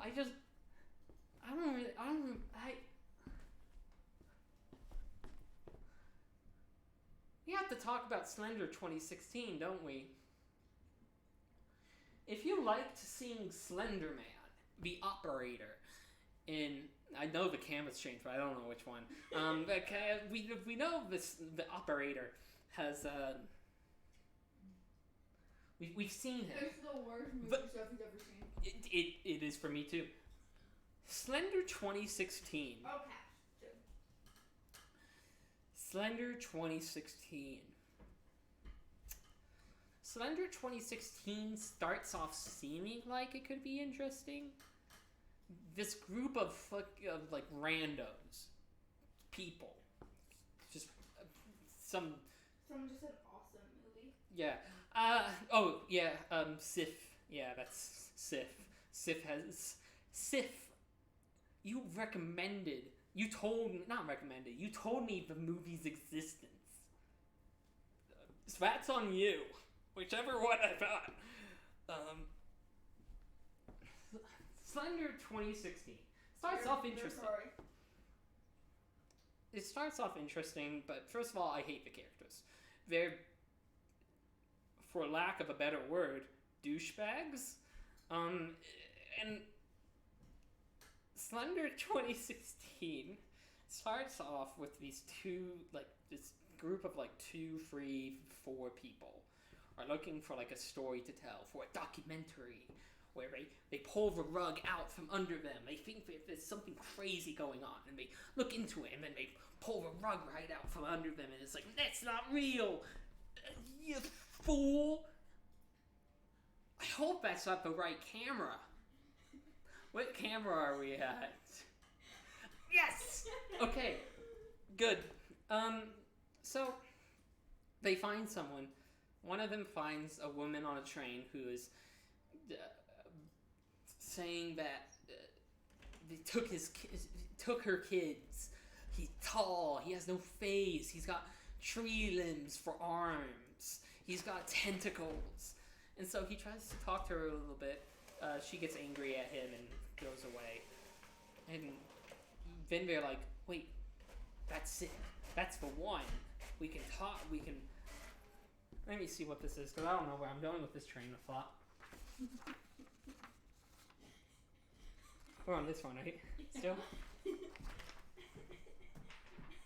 You should be. So they find out this, and it's like, oh, that's weird. Let's look into it. What is this? Let's dig into it. Because it's a documentary. And it's actually a little bit cool. They go to like the school that her kids were at. And it's a very poor. One of them is like, two of them are good, like okay scenes, and then one of them is a guy green screened, because I guess they couldn't be in an actual classroom.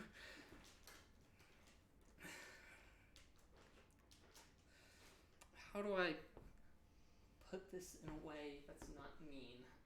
So Slender 2016 takes an hour of its 20-minute cycle to do anything. Slender 2016, everything that I just mentioned is like the first 45 minutes. And so they have the scene where it's like, okay, we've researched into this. What have we found out? One of them makes the direct reference to Slender the 8 Pages. Doesn't name drop it, but just says like, oh, I've been playing this video game, and you walk around this forest and you collect pages. And it's like, man, so for Slender 2016, what happens is the silliest decision I think I've ever witnessed for a movie. They decide that for this documentary, obviously, what is this? This guy isn't real. What is this? He's not real. And they make a mention of like, oh, he only gets you if you think he's real or something. And this guy, they even interview the woman that they had met, and the woman's like defensive at that point. She says that she just wasn't on her medication, and she's like denying it. She's denying that there's something that exists. And one of the characters in that, I don't remember any of their names. I'm sorry, I didn't care for the movie. Can we swap to right cam? I want to be on right cam this time. Okay. So my throat is like, this is the point of talking for so long. I wasn't worried about standing for so long. I was worried about talking for so long. You don't have water? No, I have to have my sins repaid. So they make the decision, okay, the main character makes the awesomest decision. What we will do is that we will dress someone up like Slenderman, like this guy that we're seeing images of. We'll dress one of us up in that. We're gonna go to this. We're gonna go to the school that her children went to. And we're gonna call up this woman at the dead of night. Say, "Hey, we think we might found your kids. Go to the school," and then jump scare her.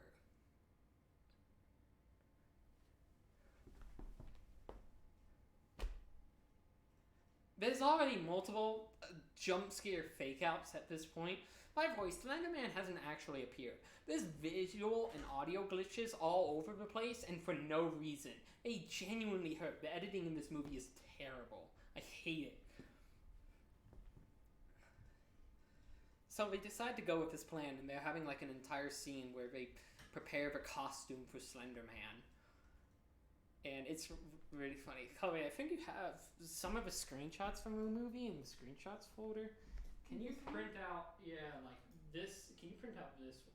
Yeah. Yeah, I want that one printed. You will be able to see this in a moment. It's hilarious, I swear. So they make a costume for the Slenderman. And all of this time, you're sort of being prepped up for Slenderman to actually appear. Slenderman's gonna appear, and it's gonna, it's gonna fuck up everything. Slenderman, I'm just gonna tell you right now, Slenderman doesn't appear in the entire movie of Slender 2016. Not once. I'm talking in the wrong camera. Not once does he appear in Slender 2016. This is what the costume looks like, by the way. The whole movie has this like greenish tint. Let me the one where you can see his legs. Yeah, that's one from a later one. So like they're in the. It still has the same vibe. Yeah. No. I hit Skype again. And so, this movie's terrible. The acting isn't really that great. I can't care for it. The best acting in the movie is the infighting. Somehow, indie movie directors are able to perfect infighting. But it's like, you have... Oh.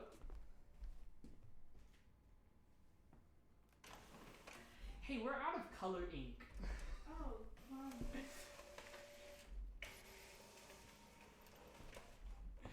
We might be out of color ink.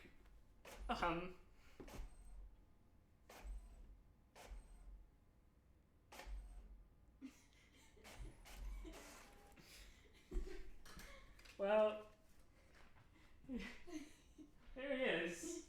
That's the Slenderman Everything else costume. is gonna be in black and white. Yeah, everything's gonna be in black and white. We're not gonna print anything, not getting more images. That's fine. Like we're gonna just print in black and white. It's fine. Yeah. He steals the colors. Slenderman fucking sucked out all the ink from our printer. So they have the final moments where they're in the school and they're getting ready to jump scare this lady from some. I don't know if that's black and white, so it's just gonna try to print the color. Yeah, whatever. I don't care. Yeah, I can just. Yeah, make sure it's not set to black and white. Where I think there's an option in properties. Don't even worry about it. I'll just confirm it. They're in the final moments where they're in the school and they're getting ready to jump scare this. That prints way faster. Yeah, that's. Hee hee hee hoo! I'm gonna get ya! I'm the Slenderman! I'm coming to get ya! It's so washed out. You could not see that. Oh my God. Sick. That was beautiful. So the ending of Slender 2016 is that Slenderman never appears. Instead, all of the cast members start disappearing. Where are we going? The mother like disappears when the lights go out, and slowly everyone's disappearing. You can see one of the characters running across a hallway. What's going on? This is so scary. When our last character. They quit the movie. Yeah, they literally quit. They literally quit and just disappeared. And like you can see like that there's a final moment where the guy's in like and everyone's like, oh, what's going on? And you think for a moment that you actually get to see Slenderman. And what happens is the main character puts down the camera, looks into it, and he's like laughing. He's like maniacal, and he says, "You're not real. You're not real." And turns the camera off, and that's it. That's the movie.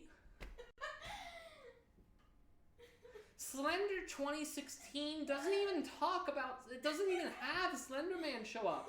They have a fake out jump scare with a guy dressed up as Slenderman, but that's it.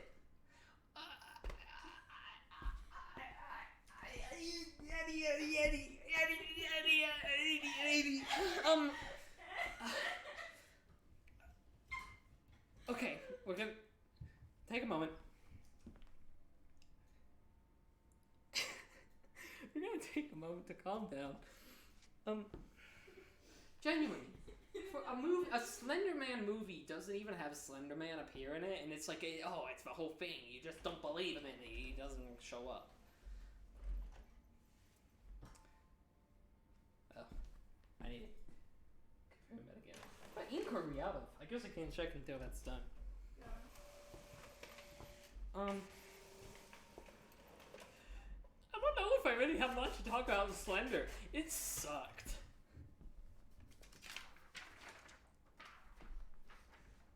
Drops it.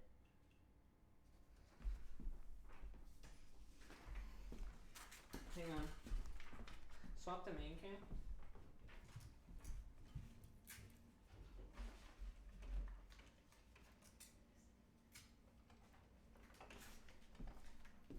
There you go.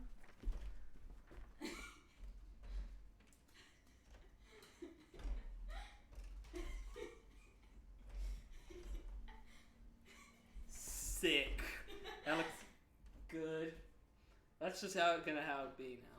I don't really know if I have much to say about Slender 2016. It kind of sucked. Like, it kind of completely blew. It's just awful. It's just not good at all. There's nothing good about it. All of that I told you at the end,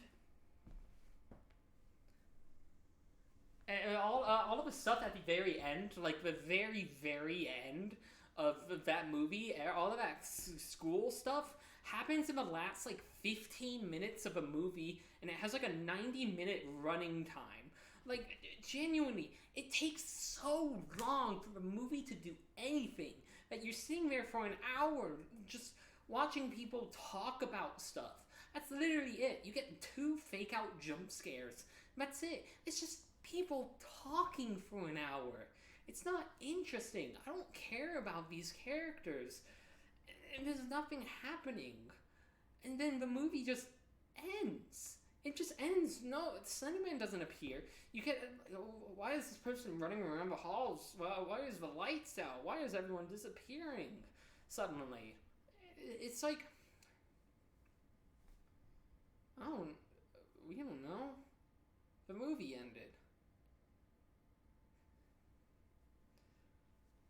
Don't watch Slender 2016. It's free. You can watch it on, like, Tubi, but I wouldn't recommend it. I wouldn't recommend it to anyone. It's just, it wasn't good. It really wasn't good. It genuinely wasn't.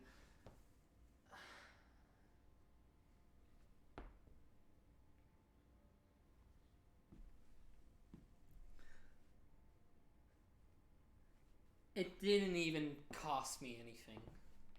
I watched it on Tubi, which it was free for with ads, and I have an ad blocker, so that didn't really work out for them.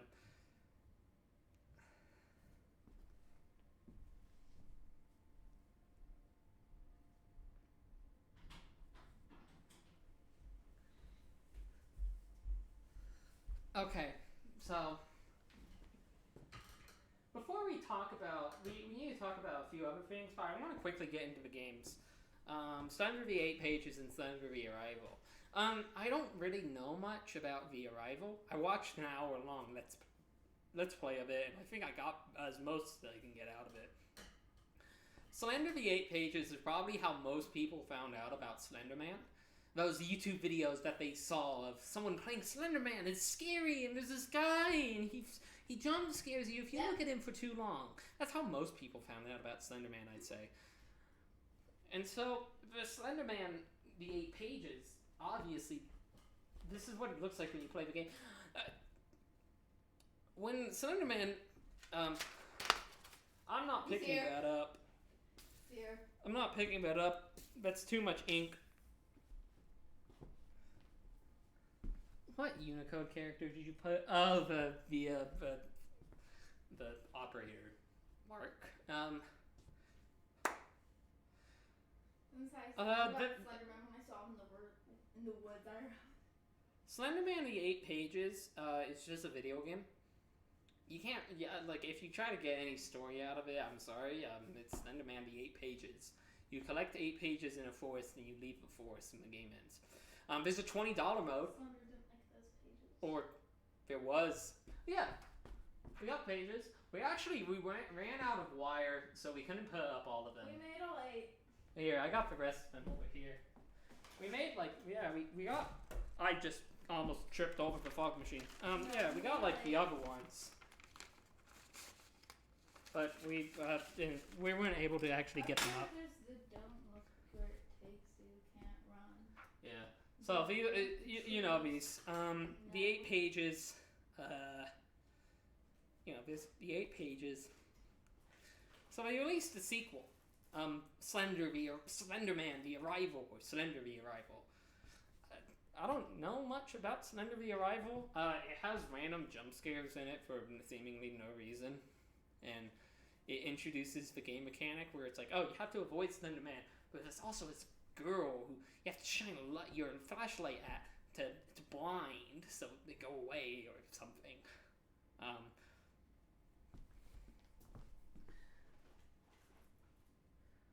Yeah, Slender the Arrival was an attempt at story. I don't know if that story is good. I'm gonna be honest. I'm gonna admit, I'm gonna admit I'm a bit oblivious to Slender the Arrival. I don't think it's a particularly good game. It's definitely aged. It's a 2013 indie horror game.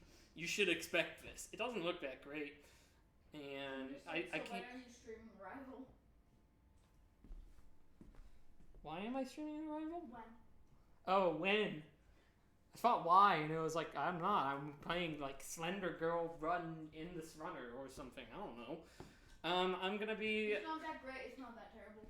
Yeah, it's okay. It's an hour long and you get everything out of it. Well, hour long if you don't die. I don't know. I couldn't get much from the Arrival, so we're not gonna talk about it. We are going to talk about something that does have to be mentioned. We can't really avoid it. We have to make mention of it because the next bit that I want to talk about relies on having context of this. And I've already forgotten the city name, so I'm going to butcher it.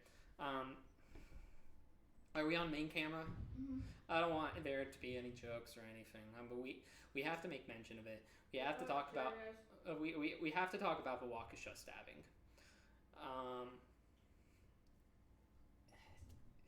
It happened. I think it contributed a lot to the death of Slenderman. The death of it, like in a lot of public memory. Happened in 2014. Two teenagers lured their friend out into the woods in the middle of the night and stabbed her 18 times. She miraculously lived, but that would spark a moral panic about Slenderman. Parents talking about how the Slenderman was affecting their kids and such, and this is it's a bit. I think it's Waukesha. I mispronounced it when I was talking to you about it. I'm pretty sure it's Waukesha. I made sure to look it up, but now I've already forgotten. We do have to it happened. It did definitely affect what I'm talking about next. It spiked a moral panic. There's actually a documentary about it, Beware the Slenderman, which I wish I watched, but I ran out of time. I couldn't get around to it. I would have, but I just wasn't able to get to it. That's all I really want to talk about. I want to make mention that it happened because it's going to come up in context when we talk about Slenderman 2018. So we're going to get back past that. It happened. I have to make mention of it. Cool? Cool. Slenderman 2018 was...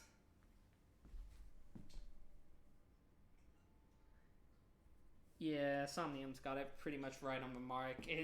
Whenever a moral panic starts like that, it's usually something of a like for that. But, let's talk about Slenderman 2018. Here's where the spicy part of this stream comes in. I thought Slenderman 2018 wasn't that bad. It was okay. Okay. Now that I've given 2018 was certainly a movie. It was movie, yes. Yeah, me and Sophie actually watched it together. Slenderman 2018 sure is a movie. It was okay. It was genuinely just okay. I couldn't care for a lot of the acting. I understand why a lot of people languished. Languished? I don't think languish is the right word. I know a lot of people didn't like the movie because it didn't really have a lot of... It didn't really have good acting. So wasn't it made by Sony? Yeah, that's the interesting bit. It was made by Sony, and nobody wanted it. So, Slenderman 2018, I understand... They have audio and visuals lasting at least an hour. It did. Here, let me talk about this. Slenderman 2018 surely was a movie, and let me talk to you about what that movie was, and I should drink more of this. Slenderman 2018 sucks as a movie that you're trying to delve a story into. The acting isn't very good, I'll be honest. A lot of the scripting feels awkward. It doesn't feel humanly written. There's a specific line that I think a lot of people made fun of, where important context. Yeah. I thought it was okay. The acting I couldn't care for. The script was awkward in a lot of places. I genuinely there's the line in there that I think everyone mentions where it's like it's a computer virus. It's a virus. Slenderman's like a virus and it gets in you and it spreads through that. But it's like a computer, and then like another character mentions what kind of virus, which I don't know why you have to explain that. You kind of get it from there. But then we lead into the perfect line of it's like a computer virus but in your brain, and it's like. That's obviously the most egregious one. There's a lot of little weird, awkward, dialogue. The script's not very good. But there's a lot of cool imagery in Slenderman 2018. There's a lot of moments where, something is happening and it's like, oh, this is cool, actually. Genuinely, the first 45 minutes of Slenderman 2018, I can't care for. The last 45 minutes of Slenderman 2018, that was really good. I really enjoyed Slenderman 2018 in those last moments where you're getting all this weird imagery. The library scene where it's all these hallucinations are happening. A really cool thing that they actually do. I really like the idea of Slenderman in Slenderman 2018, where he's part of a forest and he's the trees and he's morphing from the trees and such. And so we have a scene in a library where a prominent piece of the movie is the sound of cicadas chirping and the sound of trees creaking.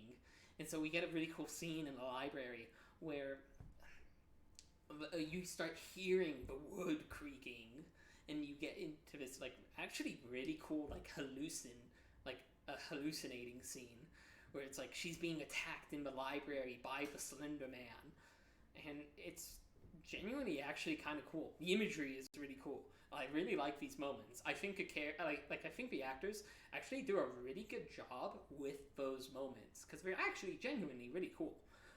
There's some that makes me question how this movie was PG-13, but hey, that's the standard for a horror movie. The whole premise of Slenderman 2018 is that these teenagers are having a slumber party. And so they watch the movie. They start reading into Slenderman, and they watch the video to summon Slenderman.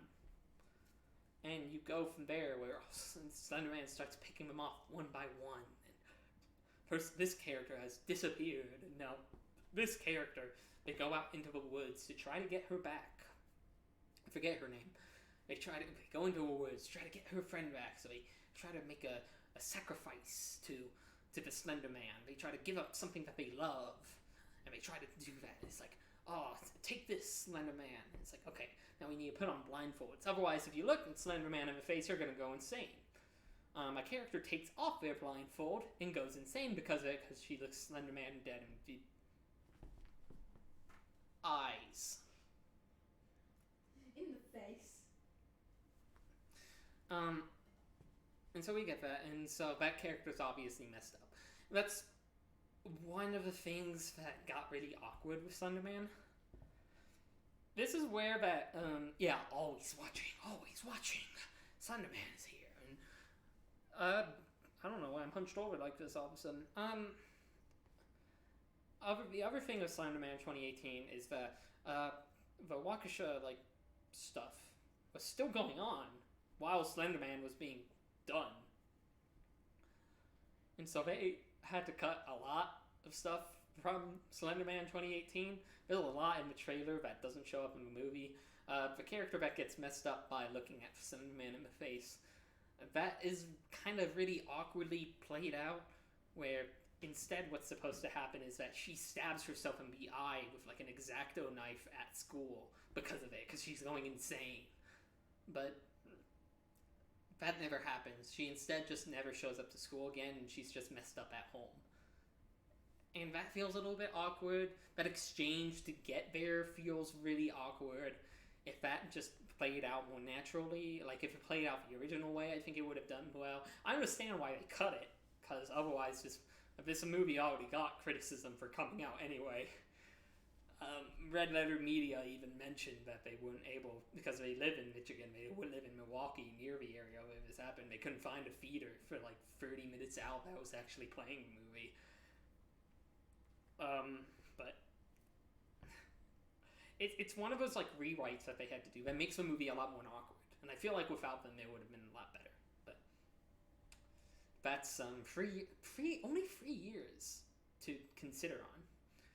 Otherwise, the last 45 minutes of the movie wasn't that bad. There was a lot of cool imagery.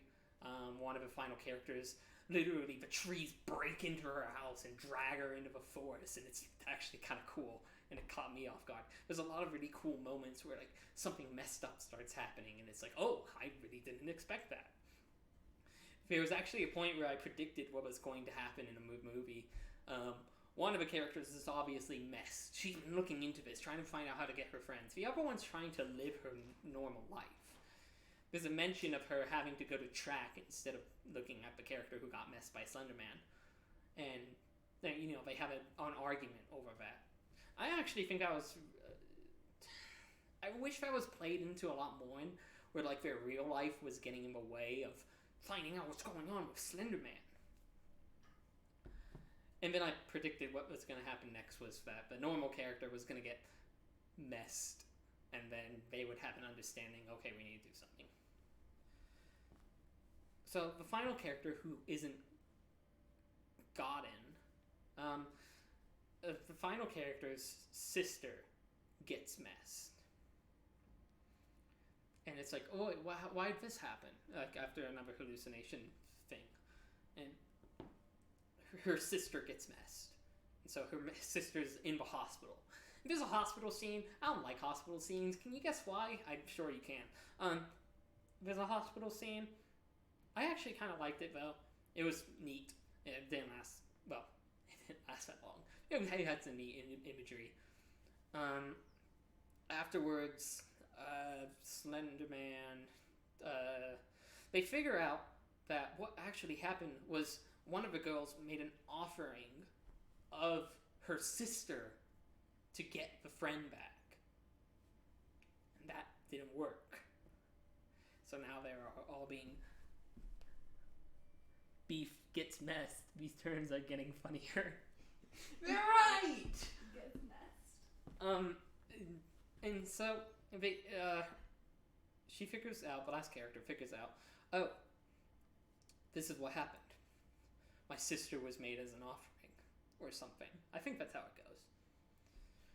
And so she realizes that there's a conversation that happens with another character that essentially says, you can't just give up something you love. It wants us. And so, in the final moments of the movie, the final teenager for this wanders into the woods after the other girl has been taken in. She finds Slenderman. She looks him in the face and just says, "Take me." And then something really funny happened. Then Slenderman turns into a spider, and it's kind of cool, but it's really funny that she said "take me" and then started screaming and running away. Like, I don't know about that. Maybe she just got scared because Slenderman turned into a spider and started chasing her. But then she gets grabbed by the ghoulies, and she gets grabbed by the tree. Like a prominent tree that's been shown a little bit. Like in image at the beginning of the movie shows the Slenderman walking out of a tree, and it's the same tree that she's backing up on. So the tree grabs her, and it like. After spider, she got spooked. Yeah. She gets grabbed by a tree. She gets grabbed by Slenderman, and she gets slammed into the tree, and the tree literally consumes her, and she becomes part of a tree, and so she gets consumed by Slenderman. She gets got. She gets tree-defied. Treeification. And that's it. That's the movie, and it's like all four are just either dead or messed. And the girl who got made as an offering actually mentioned like this is just how it works. People spread the name, and it keeps happening. It keeps happening because people spread the word, and people go out and look for it, which is cool in this universe, I guess. That it's actually like, oh, this is how it actually works. People talk about it like it's a myth lore thing, but it's actually something that's happening. Purification orchids by Edgo, not gonna lie. Wish Slender would turn me into a tree. That could be you, chat. That could be you. I like that she talks about how it spreads. And the final shot is the crowded high school halls. Topical. Awesome. Yeah. Wow, yeah, that is topical. Huh. But, that's Slenderman 2018. I didn't think it was that bad. The character writing and such really hinders it. I think if it didn't have to be rewritten, in a perfect world, in a perfect world, Slenderman 2018 probably would have been wonderful. It's still the best Slenderman movie of them all, but it's not that high competition. Because you're going up against Slender. Always Watching and Slender. Ultimately, I think the best piece of like Slenderman media is the first game. In a perfect world, Menlingham would not exist. Yeah, I think the best Slenderman related media. If you're looking to get into Slenderman, perfect time. Honestly, nothing new is going to come out forever. Probably Slenderman fandom's pretty much dead. Not a whole lot of people actually talk about Slenderman anymore, for obvious reasons. Moral Panic kind of hit the nail in the coffin for anything like big media related to Slenderman. People have moved on from it. And so Slenderman, the best pieces of Slenderman media, Marble Hornets, obviously. I just talked for like maybe like an hour and a half about Marble Hornets. Mm-hmm. So Marble Hornets, the first Slenderman game, because it's just the influential one. I've heard good praise about Tribe 21, but I've never... Or Tribe 12, not 21. Tribe 12, I've heard it's pretty good. I've never watched it. I hear they swear in it a lot. Some guy tries to shoot Slenderman with a gun. That's really funny to me. So, yeah. If you really want to watch the movies, I don't know if... I feel like I should have some lasting comments to say about Slenderman. Slenderman as a medium is actually like really interesting to me. It's cool to see, like, I get why Slenderman took off. It's a huge collaborative thing. It started on Something Awful forums as just a bunch of photoshopped together images. The story was really vague, and people got to formulate that over time. You get a lot of stories about Slenderman. I think it's really, really cool that it's like this huge collaborative piece. And it's really, really cool that it started off small. It started off by one guy coming up with a few images. And then it grew from there. And that is cool. And actually, it's really cool. Slenderman 2018 has a callback to that. One of the images that they show of like, oh, here's Slenderman in history. Like, because it explains that Slenderman 2018 is like it's like going back years and years of time, like ages, eons. And it actually is really cool. It actually shows one of the original Slenderman images, which is a really cool callback. I really like that. So like it's really like truthful to what that was. I think it's really cool, and I think it has a really cool interpretation of Slenderman. But sadly, things happen. It's hard to look past actual tragedy. It's hard to look past moral panic. But genuinely, Slenderman as a medium is really cool. And like, it's cool to see such a collaborative piece that's made by the people, for the people. This is my push for socialism, by the way.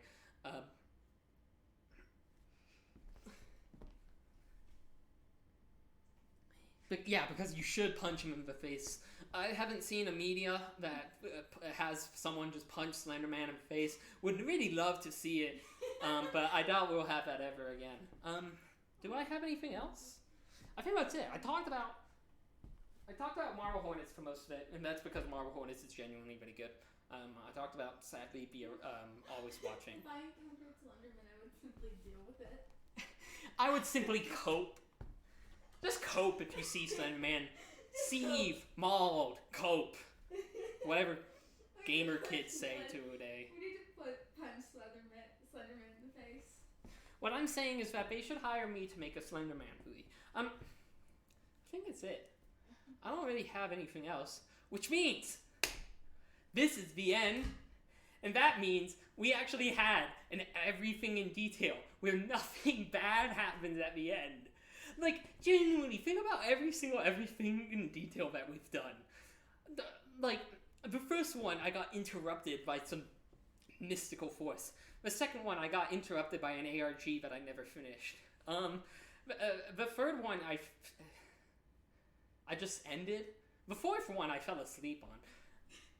And now, here we are, and nothing wrong has happened!